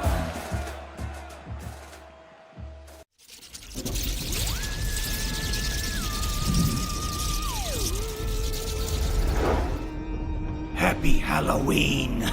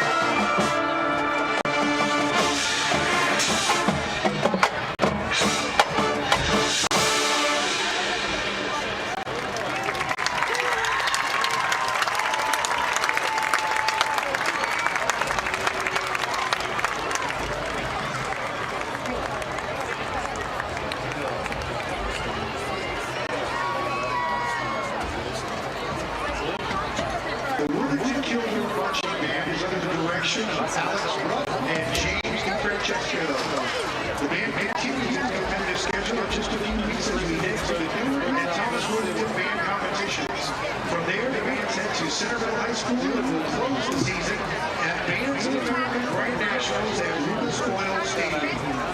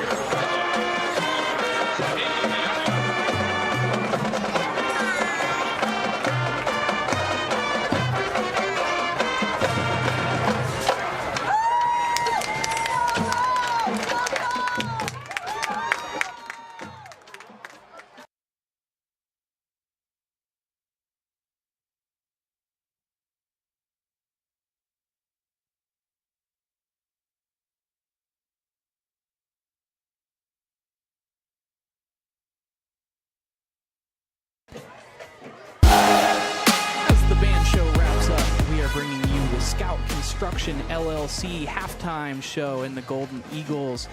The leaders in this one so far, taking a look at some of the halftime stats, and it's been really clear and decisive for the Golden Eagles. 7 first downs, 197 rushing yards, 59 passing yards, for a total of 256 yards.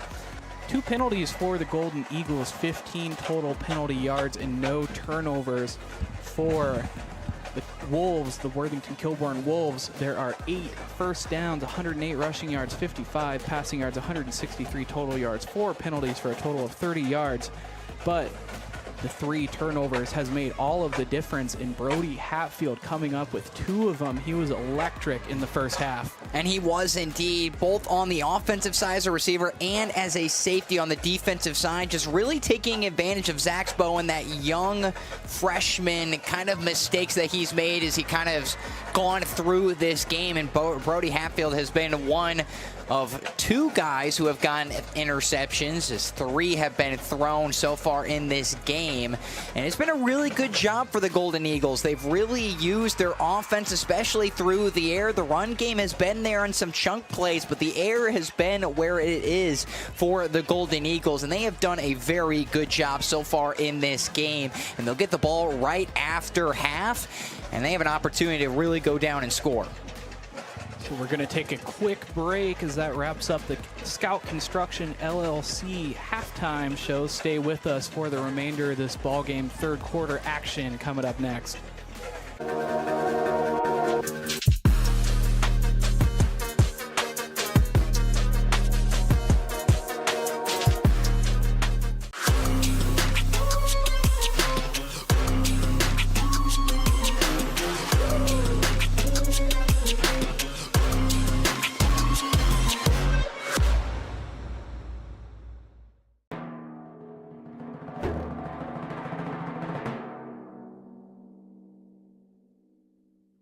Picking up new hobbies such as cooking is another manly way to avoid depression and reduce stress. Today, I'm going to teach you how to make my world-famous guaco mahogany. First, mash up 5 or 6 of these green things.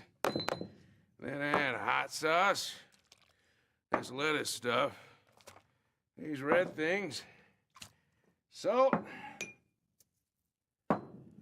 some of this stuff, and limes, and finally, bacon to taste.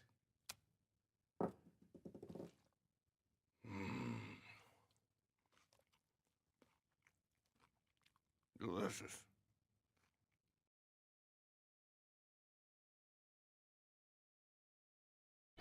More than Crown. We are real people behind Crown of Dublin. Our service team is full of experts dedicated to providing your vehicle with care. Using only premium parts and equipment, schedule an appointment with Crown CDJR today, the better way to service. Take a look at all the action from Friday Night Football right here in North Central Ohio with great analysis, highlights, coach interviews, and so much more every single Friday night right here on the OH Report.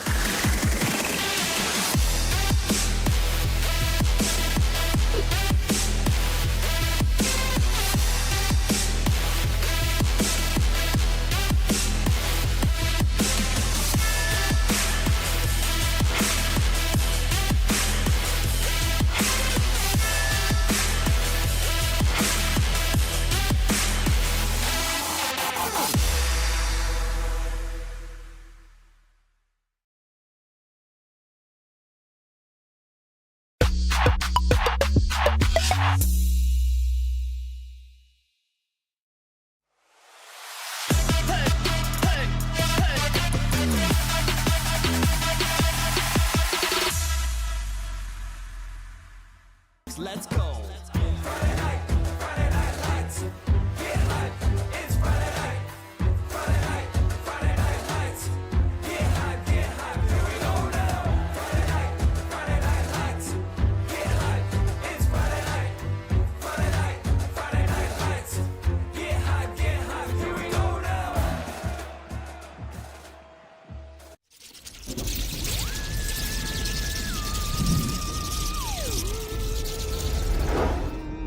Happy Halloween!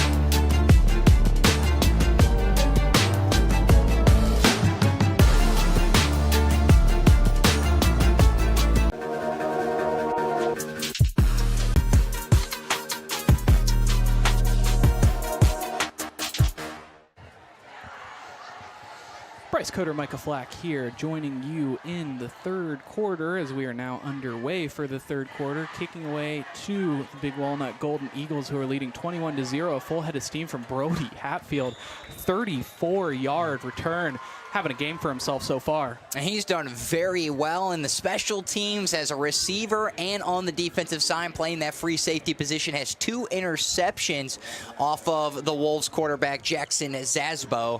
And he has done everything you need him to do, has put this Big Walnut team in great positions, has really allowed them to score 14 of the 21 points.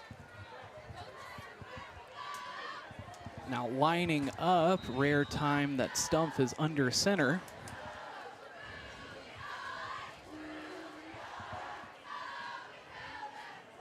In the I formation, hands it off following a blocker. That's Jace Murray, who picks up, looks to be a first down. So some quick offense already for the Golden Eagles. And that's what they want to continue to do in this half. Just those quick chunk plays, continue to build up down the field. They have a 21-0 lead. Be methodical, run your offense, force the Wolves to have to try to adjust. So on their own 44 already, getting some movement under center. They hand it off to Jason Murray one more time, who picks up a healthy 5-yard gain before he's brought down. And you can try to do mix and matches of the running backs, do whatever you need to do. Yeah, Brody Hatfield, you have Nolan Burley as well, and you can just kind of figure out what you want to do on the offensive side. So really feeling out the second half defense as they've taken to the ground a few times. They're just looking to keep things safe, as we've seen them out of the gun all of the first half, but all the plays in the second half so far, starting under center as they hand it off to Murray one more time. No, that's not Murray. There's a flag thrown. So that's number 44, Peyton Abrams. Looks like this play is going to come back. And it will be called a holding on the Golden Eagles. What would have been a great play. And it'll be called on number 1 on the offense. So that will be the receiver, Carter Dancer, on the holding. He's trying to get the block and help his running back out to get a big play. That time just a little too much jersey in the hand. Doing a good job of filtering in some of these guys lower on the depth chart and using the fresh legs. Brody Hatfield off on the wideout, but he's the only one. Stumpf puts a man in motion, hands it off to Murray. Murray picks up about 2 to 3 yards there. Continues to move the clock down. They did a little bit of a misdirection. They handed it off from left to right, tried to follow his lead blocker, just not much there. A pickup of 2 on the play. Brings up 3rd and 4, ball sitting on neutral ground at the 50-yard line. Brody Hatfield checking out, Ben Ronk coming in.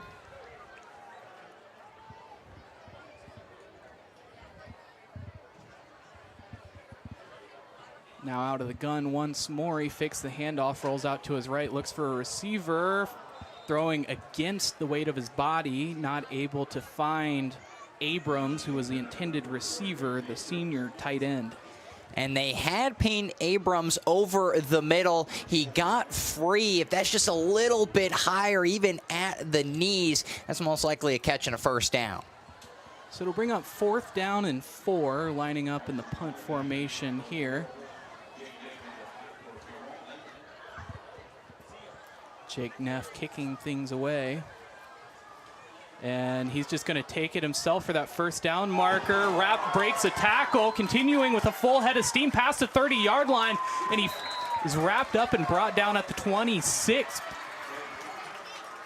So what we thought was a punt all the way ends up being a huge gain for the Big Walnut Golden Eagles. About 24 yards on the rush, and that was a missed tackle, a crucial missed tackle by Kilbourne. They had him wrapped up. It looked like he would have not been short of the first down marker. He breaks away from the shoelace tackle, gets all the way upfield, and gets a huge play. And we saw this a couple times against Delaware Hayes. They love to be aggressive, especially on those fourth downs. Jace Murray following a couple of blockers, lassoed and brought to the ground, not before a pickup of a few. A great job by Big Walnut, continuing to use the run game, just powering their way forward for a pickup of about 4. Such a physical offense. It's so hard for defenses to really keep up with the level of physicality because it just wears you down over time.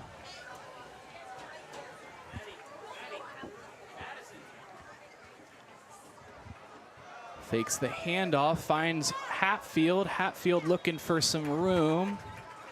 He picks up a few before he's finally brought down inside the 15. And it'll be a good job by Brody Hatfield, just kicking it out to the flat, get the pass. Be the first completion of the half. 1st and 10 inside the red zone now as they're on the Wolves' 16-yard line.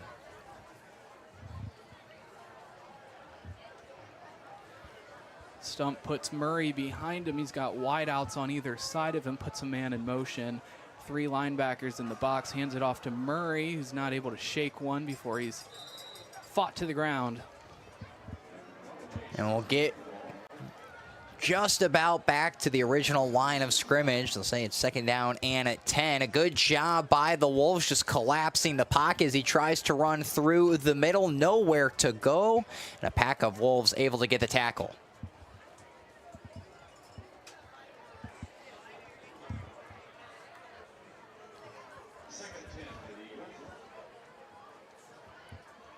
The Wolves with a 4 defensive back front, 2 linebackers and 4 men on the line. The snap, hands it off to Murray, who bounces out to the left side. He crosses the 10-yard line. He slipped in for another touchdown.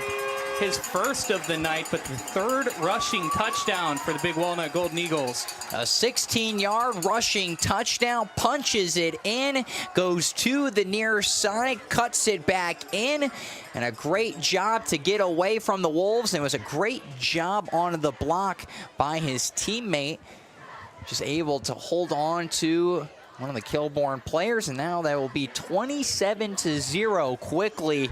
A great opening drive, and they waste 5 minutes off the clock. So moving very efficiently, doing exactly what they wanted to do on this drive, able to convert the 4th down on a big play from Jake Neff as the point after is good. It's 28-0 in favor of the Golden Eagles. Stay with us after the break.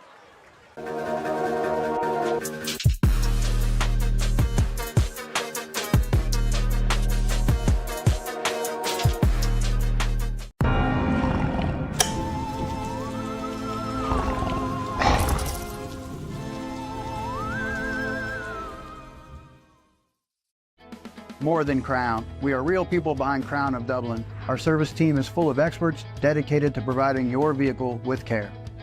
Using only premium parts and equipment, schedule an appointment with Crown CDJR today. The better way to service.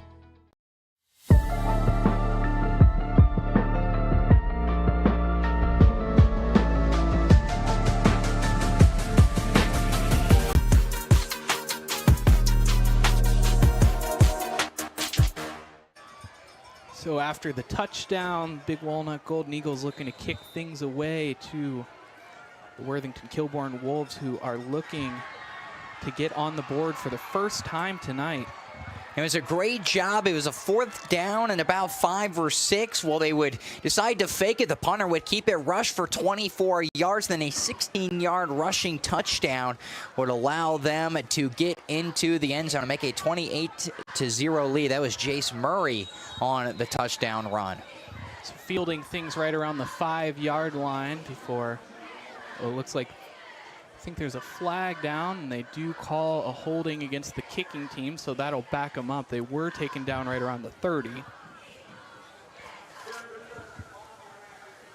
Oh, an illegal block in the back, so it'll be a personal foul penalty. So that will back them up a lot of yardage. See where they spot the ball at. Looks like they'll spot him at the 20. So moving back 10 yards. Lucky for them, not affecting the first down yardage as it's 1st and 10.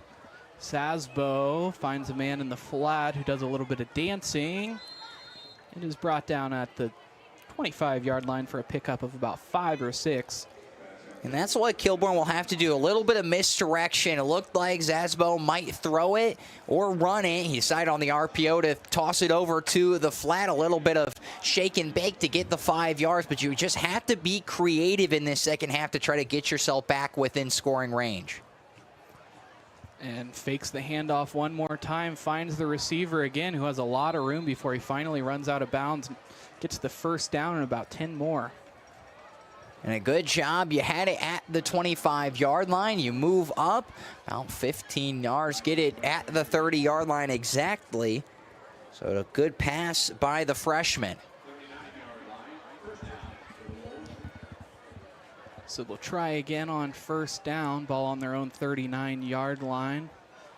Once again, finding a man on the ground after a couple of pass plays. Will Evans, the carrier. And that was Brody Eckelbarger, who was on the tackle, just got him from behind, wrapped him up. It'll be 2nd down and 10, no gain on the play. That's what I like to see, really filtering in a lot of these down depth chart guys, but I think on offensive front as well, as he looks to pass, finds a receiver. It's good for about 8 yards. Cameron Gian and Jelly, the receiver there. And it looks like they'll spot him right at the line to gain. We'll see if they move the chains, and they do, so it'll be exactly a 10-yard pass. There's a great comeback route on the catch by number 8, Cameron Galjelli. He was able to come back, make the catch, and get within 50-yard line. 4 wide receivers as they hand it off to Page, who's brought down in the backfield for a loss. That'll bring up 2nd down. Looks like it'll be 2nd down and 14, a loss of 4 on the rush. First rushing play of the half, and not a good one for Kilbourne after throwing the ball 3 straight times for 5 yards, 15, then 10. And gone back to the line of scrimmage a couple times while running the ball on this drive, but that was the first one who goes for negative or positive yardage. Again, looking to pass this time, finds Cameron Fisher. Fisher shakes a tackle, gets across the line of scrimmage, and picks up about 2 more. It's a gain of about 6. You put yourself in 3rd and manageable, and this has been a Kilbourne team, even though the score says 28-0, they've been very effective on 3rd downs, continuing to move the ball. It'll be 3rd down and 9 after a pickup of 5 yards. So 3rd and 9, they really need to convert this if their plans are to get back into this ball game. Had a lot of receivers at his disposal as he rolls out to his right. Crossing the line of scrimmage, he's going to take it himself for the first down and about 5 more. Good job by Szabo of reading that and going through the progressions, finally deciding he was going to take it himself. And they'll spot him at the 38-yard line, so a pickup of 12 on the run, and that's what you love about this quarterback. The freshman Szabo came into this game with 57 carries, 352 rushing yards, averaging 6.2 yards per carry. He's a threat with his arm and his legs. And a big tackle at the line of scrimmage. Give the credit to Lou Roberto. And they've continued to really stifle them running the ball other than the 12-yard rush. But they got -4, and now it'll be 2nd down and long again as they've just continued to find ways to stop Kilbourne from running the ball efficiently. So inside of Golden Eagle territory, first time in a while they've been able to say that, but Szabo has room across the 20 into the red zone, across the 10, so it'll be 1st and about 9 on the 1st and goal. And they'll spot him right at the 10-yard line. So it'll be a pickup of 27 on the rush. And the quarterback continuing to do it with his legs. A 12-yard rush, now 27 to put Kilbourne in what was their best position of the night. There was an interception here on their first drive. The Golden Eagles out of the nickel. Another interception from Brody Oh, no, that's not Brody Hatfield, but still another interception as he crosses the 22 and is brought down. And it looks to be the free safety, Carter Dancer. Oh, no, that would be number 6, excuse us. Austin Kowalski. And Kowalski, and this has been the struggle for Kilbourne. They have just not been able to string it together. They'll have really good plays, get all the way from the 20 right at the 10, and then interceptions will just continue to really thwart their effort. And a great job on the return as Big Walnut set up in good position. The 4th interception of the game for Szabo. That now makes it 10 passing touchdowns with 2 rushing touchdowns and 8 interceptions, had 4 coming into tonight. It's definitely got to hurt, and staying scoreless on the board as we cross 3 minutes and 30 seconds remaining. They hand it off. Hard to see from here, but it's a healthy gain of about 6 or 7. And Nolan Burley, they'll hand it off right to him. The power back, jukes it back inside, and a good pickup of 6 on the rush. So Nolan Burley not getting the nod on the first drive, but I think that's a good idea, giving him the opportunity to rest. But as you get towards the postseason, you're also making teams have to account for another player in your offense, as he's been dominant at running back. Under center, Stumpf hands it off to Burley, who puts his head down, picks up about a yard or 2. And Kilbourne, what a struggle it has been tonight. 4 interceptions, and 2 of them coming inside the 10-yard line. Inside the end zone. Inside the end zone, yeah. And he kind of just threw it up there towards the near side pylon. I think, you know, in those moments offensively, you're so desperate for a score, so desperate for a touchdown, and you're so close after a big play by Szabo, but unfortunately got a little bit over-eager on the receiver and threw the pick. Flag in the backfield, they'll call a false start. So that'll back up Golden Eagles 5 yards, makes it a 3rd and 7.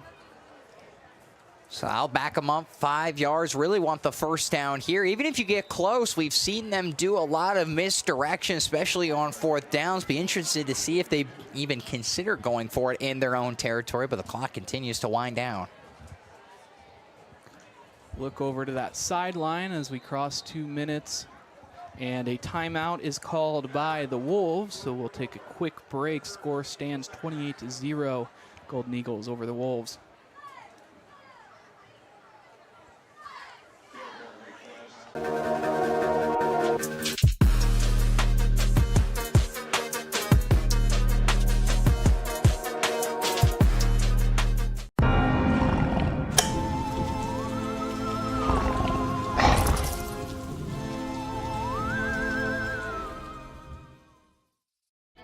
More than Crown. We are real people behind Crown of Dublin. Our service team is full of experts dedicated to providing your vehicle with care. Using only premium parts and equipment, schedule an appointment with Crown CDJR today. The better way to service.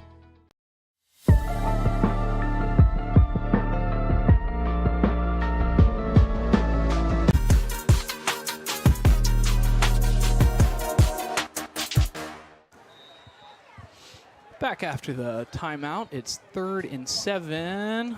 Stumpf rolling out to his right, looking for a receiver. Looks like they will find one. Brody Hatfield makes the catch right at the sideline, gets the first down. So it'll be a good pickup of 7 yards on the pass.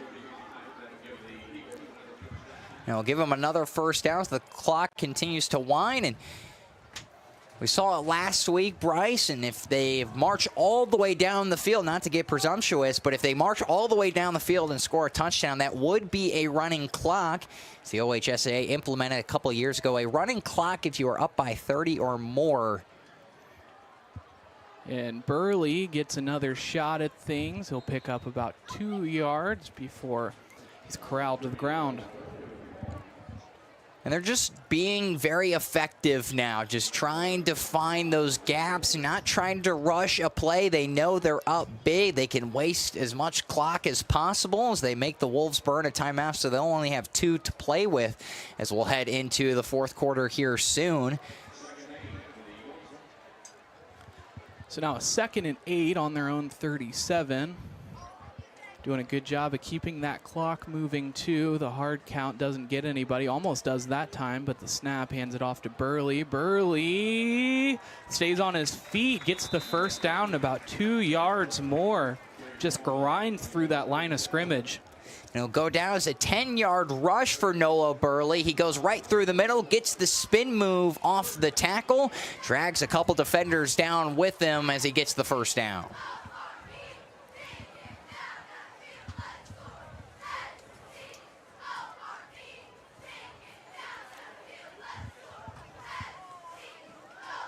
.40 seconds remaining, 10 on the play clock.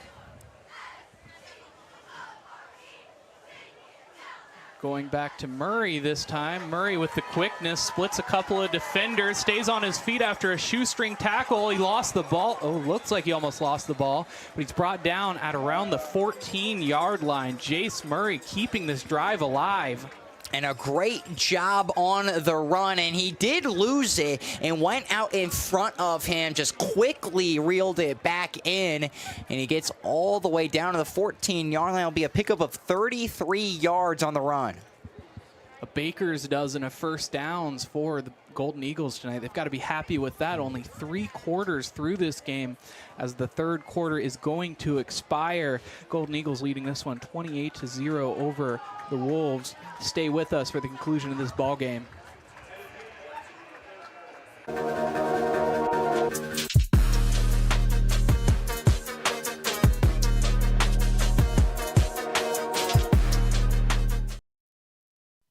Men have a way of doing things.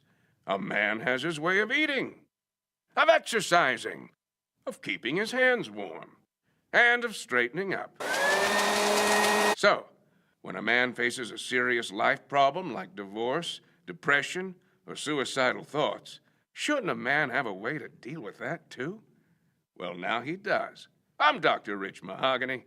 Visit me at mantherapy.org.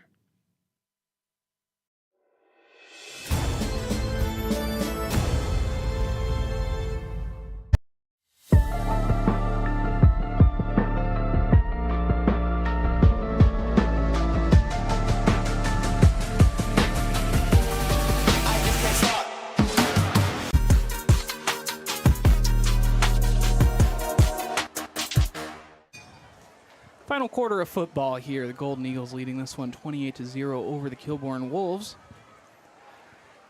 This one a 1st and 10 on the 14-yard line.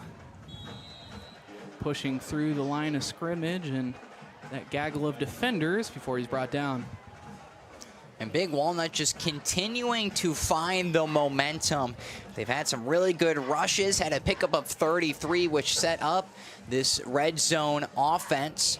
So they got a pickup of 2 on that rush. Now an opportunity to just continue to march down the field and score a touchdown.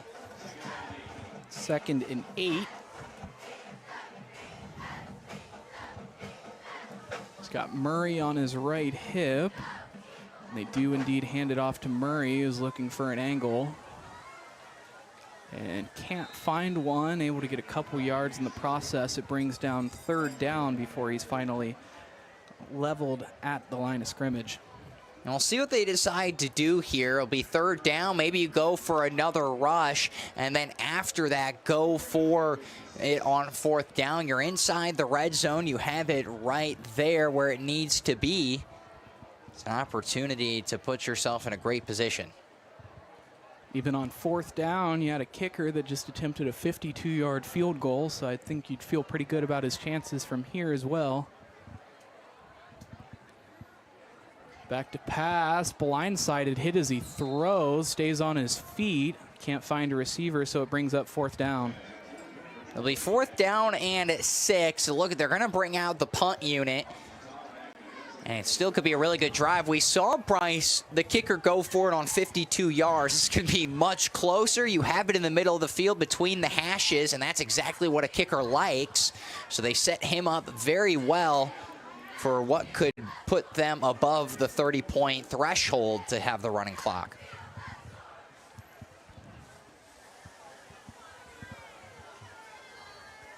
So a 31-yard field goal is through with plenty of distance to go. So establishing the running clock after the kickoff. Golden Eagles leading this one 31-0.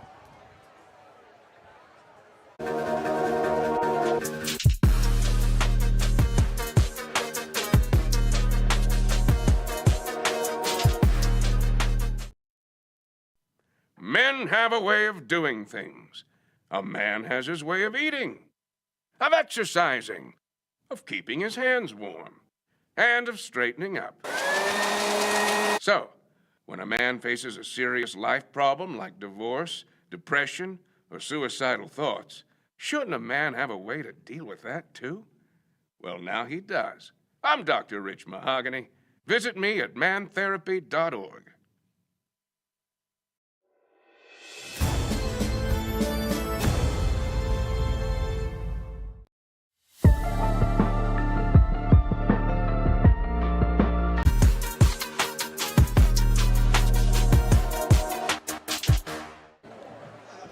Bryce Coder, Micah Flack with the OH Report, joining you with 9 minutes and 30 seconds in ticking remaining here in the 4th quarter as they've now established the running clock. And the kicker and kicking team can really sit on this a little bit. And a well-kicked ball lands on the A of Walnut in the end zone.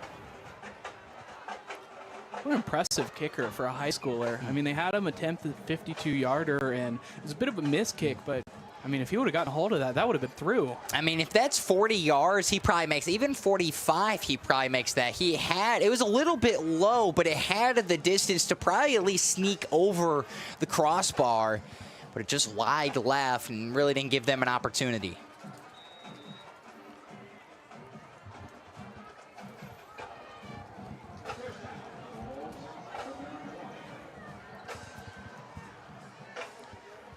So 1st and 10 on their own 20-yard line.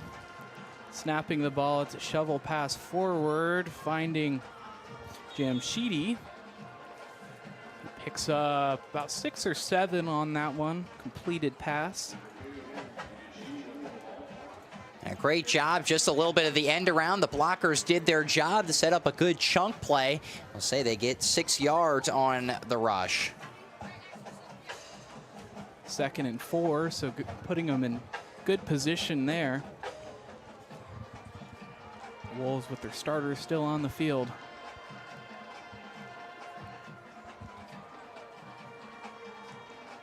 Hands it off to Page. Page is brought down right around the line of scrimmage. Might have picked up a yard or two. Say he's about 2 yards short, or they'll actually say he's 3 yards short. So it'll just be a rush of 1.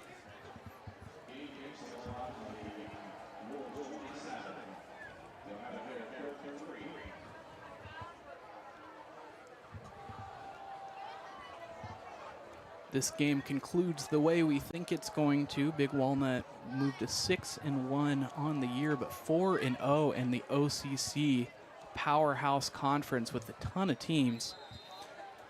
And they have a lot of teams, a lot of divisions. I think it's 5 divisions, but Big Walnut has been very efficient in those divisions.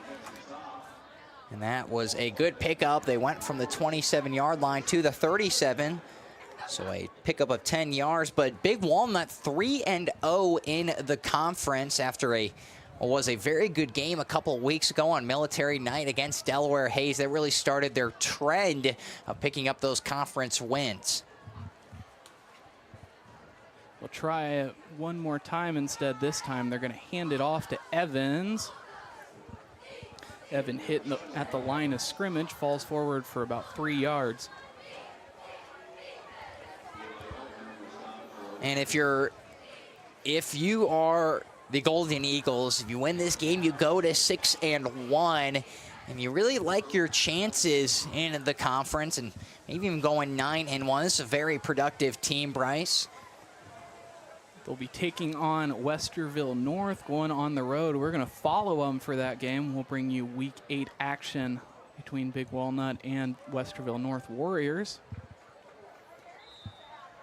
Very excited for that one.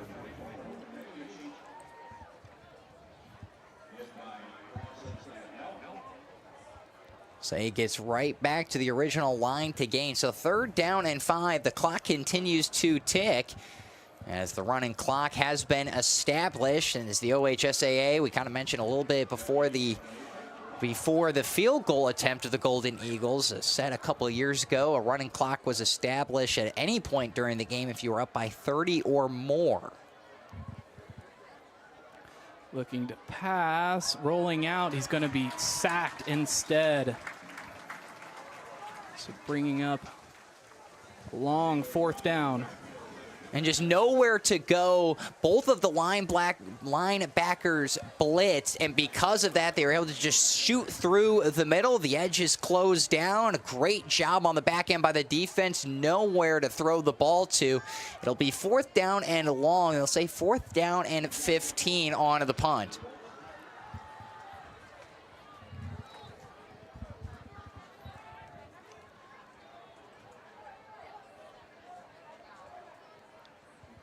Snap. Punt is up. It's high, but not very long. Hatfield trying to get some judgment on it. It goes out of bounds around the 39-yard line. So this is our last time in the regular season, at least, being at Big Walnut. I just want to say thank you to this community so much. We were talking about it before the game, and there's just something special about the community. I mean, the people have treated us so great. Every single sport we're at, this is the only place where I've ever been offered to be fed. They brought us cookies this morning. So really fantastic community. Brian Shelton has built a great community around this athletic department. We want to say thank you, and we look forward to the continued partnership. And what a fan base, too. Even, I mean, the 2 games we've been here, of course, have been huge games. You had the Delaware County rivalry, but against Delaware Hayes, then on homecoming. But pretty sure every game, if we were to follow them the entire season, it would be packed out away and home. They were tailgating as we arrived. And big-time high school football right outside of Columbus. I was talking to my dad beforehand when we were here on military night. They brought in the paragliders onto the field, and I had high expectations for what homecoming was going to be, but they actually exceeded them with a carnival in the parking lot. I did not see that. I saw there was a sign to food trucks, and I was like, maybe I got to veer off. No, I got work to do. Yeah. But it was very tempting. They know how to put on a good show here.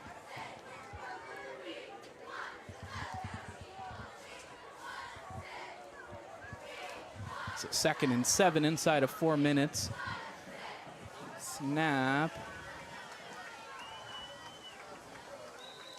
And wrestled down. Looks like someone else in at quarterback there.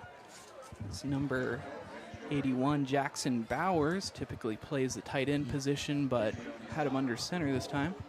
And you're just 1 yard short. And with the running clock effectively, assuming the Wolves don't take a lot of their timeouts, you get 1, 2, 3 first downs, whatever it may be. You can effectively just waste this clock all the way down, Bryce.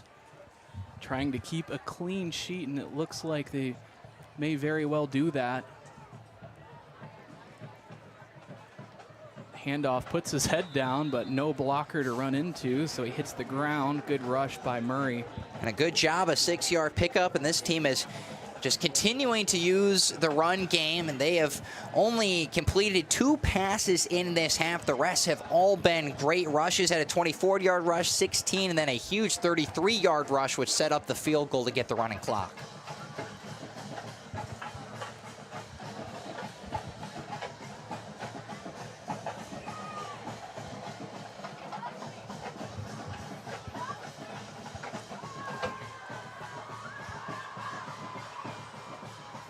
Handing things off to Murray. Murray sends his own blocker to the ground as he picks up 10 more yards and crosses into the red zone. It was a great run, just bounced it all the way to the outside. See, he just gets through the tacklers and finally was wrapped up. But a good job there on the rush, just continuing to fight for more yards. Tequan Bunting, the blocker for him, doing a good job.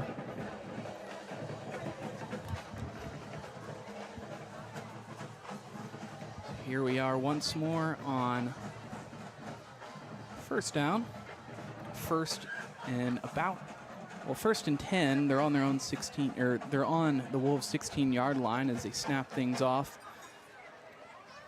Looking for the strip, but Murray does a good job keeping things in his arms, wrapped up and brought down for about a gain of 1.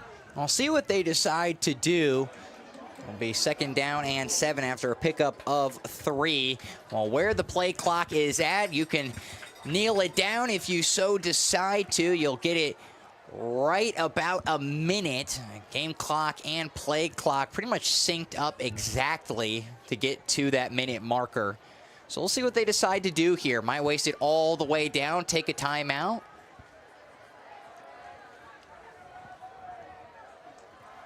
It looks like they are in the victory formation.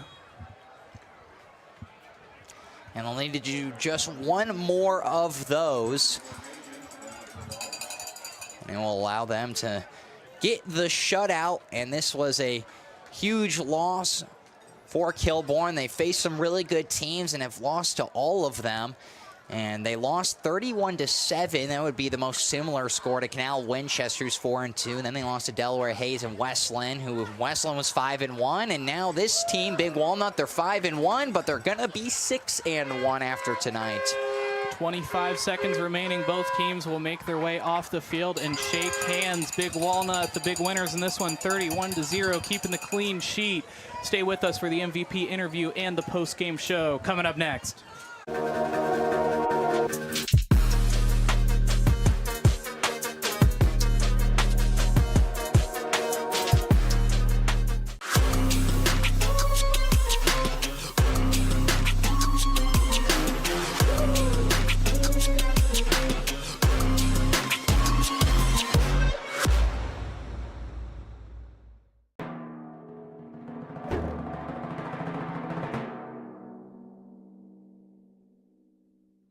Picking up new hobbies such as cooking is another manly way to avoid depression and reduce stress.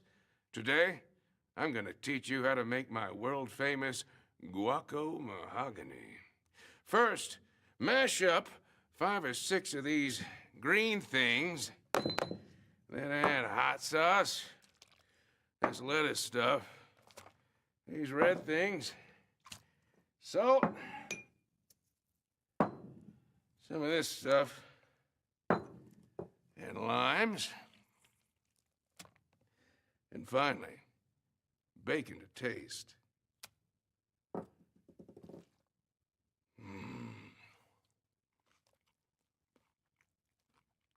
Delicious.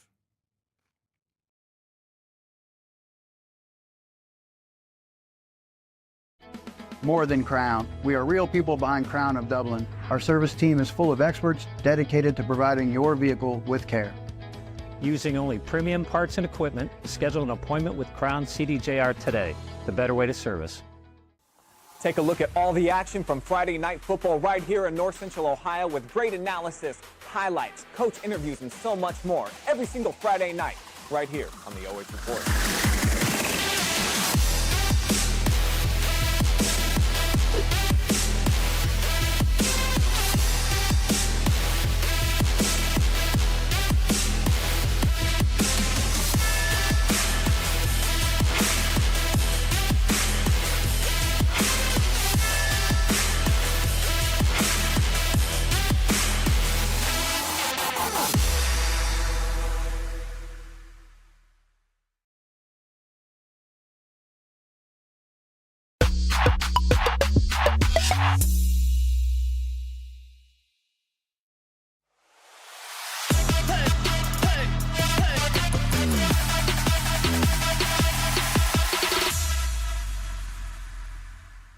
Let's go.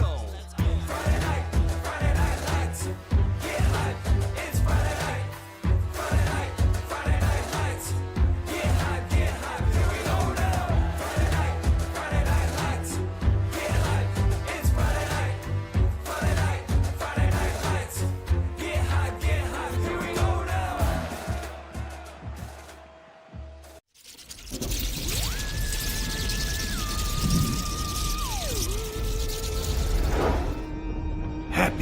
Halloween.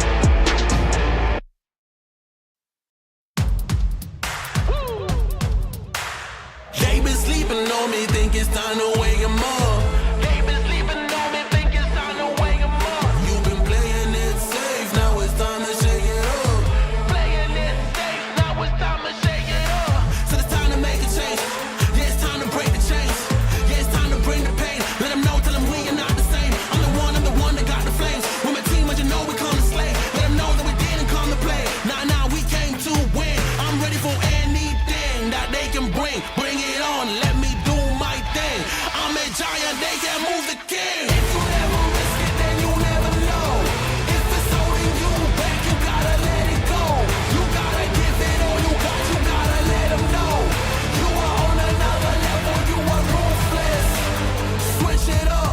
It's the new flex. Ruthless. Ruthless. Time to go hard and put your game face on. Ruthless. Ruthless. This is the moment movies get based on. This is the moment movies get based on. Fire in the bones. Watch me fire out the songs. Let it burn and burn and burn. Got the fire in the bones. Our desires, they become who we are. We go hard, giving up, no we're not. Yeah, the first step is showing up. Now we're here blowing up. If you never risk it, then you never know. If it's holding you back, you gotta let it go.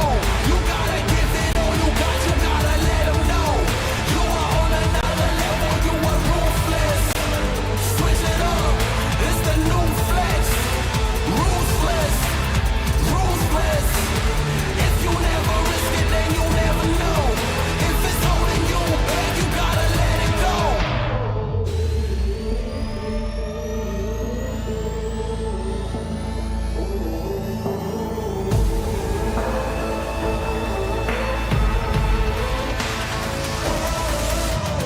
Yeah, the first step is showing up, now we're here. Yeah, the first step is showing up, hear them cheer. Yeah, the first step is showing up, now we're here. We're blowing up, hear them cheer. If you never risk it, then you never know. If it's holding you back, you gotta let it go. You gotta give it all you got, you gotta let them know. You are on another level, you are ruthless. Switch it up, it's the new flex. Ruthless, ruthless. If you never risk it, then you never know. Ruthless, ruthless. Give it all you got, you gotta let them know. You are on another level, you are ruthless. Switch it up, it's the new flex. Ruthless, ruthless.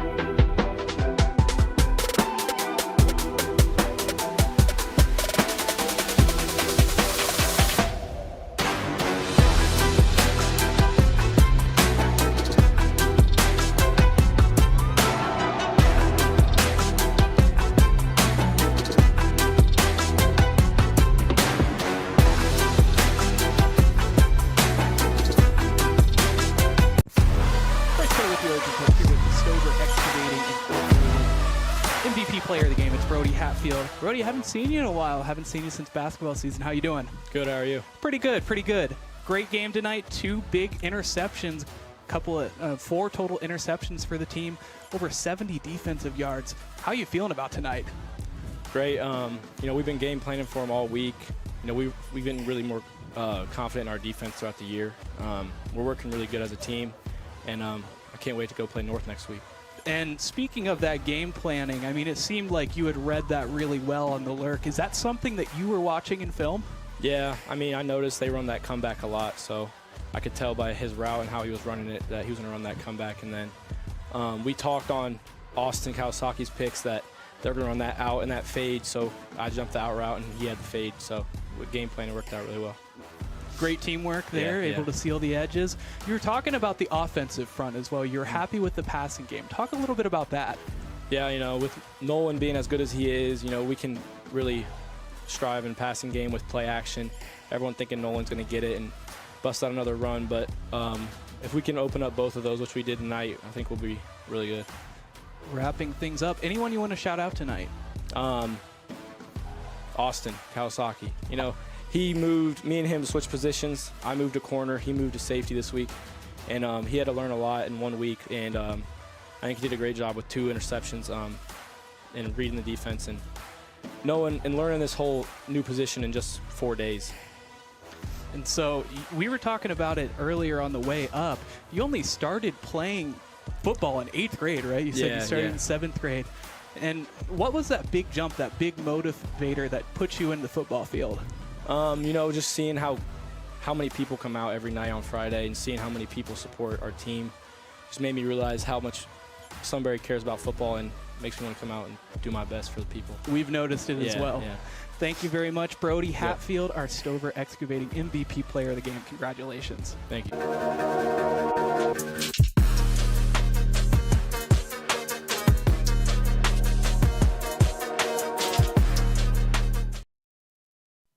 Men have a way of doing things. A man has his way of eating, of exercising, of keeping his hands warm, and of straightening up. So, when a man faces a serious life problem like divorce, depression, or suicidal thoughts, shouldn't a man have a way to deal with that too? Well, now he does. I'm Dr. Rich Mahogany. Visit me at mantherapy.org.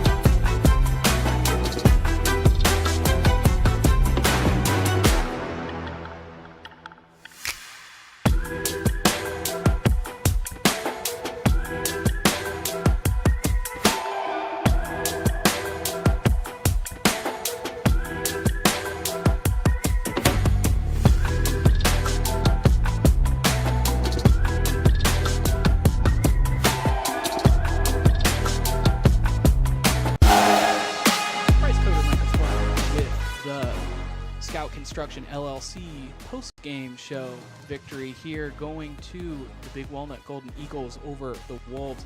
Let's take a look at those post-game stats. First downs for the Wolves, 11, 103 rushing yards, 153 passing yards, 256 total yards, 6 penalties, 40 penalty yards, 4 turnovers for the Golden Eagles. They had 14 first downs, 226 passing yards, 436 total yards, 4 penalties, and 30 penalty yards. So really a decisive victory for Big Walnut. And it was indeed, and they used a lot of those big plays. Had a 59-yard passing play, 60 in the first half, then a 33-yard rushing play in the second half to set up a field goal that allowed for the running clock. Though they did get as many first downs, they had a lot more of those big plays, which set them up for the touchdown and field goals. So taking a look at next up for both teams on the 11th, Worthington Kilbourne is going to take on Franklin Heights, while Big Walnut will be taking on Westerville North. We are going to be covering that game live and free at Westerville North. Got you covered there. Wrapping things up, I'm Bryce Coder. We want to take a second to thank our sponsors one last time. Crown, Chrysler, Dodge, Jeep, Ram. Some want it to happen, some wish it would happen. Crown makes it happen. Scout Construction Services, LLC. With more than a decade of business, you can trust Scout Construction with your roofing and siding needs. Call Scout Construction for more information at 419-989-7420. Also like to thank BKD Legal. Attorney Brian Duncan is dedicated to providing you assistance in language that you can understand.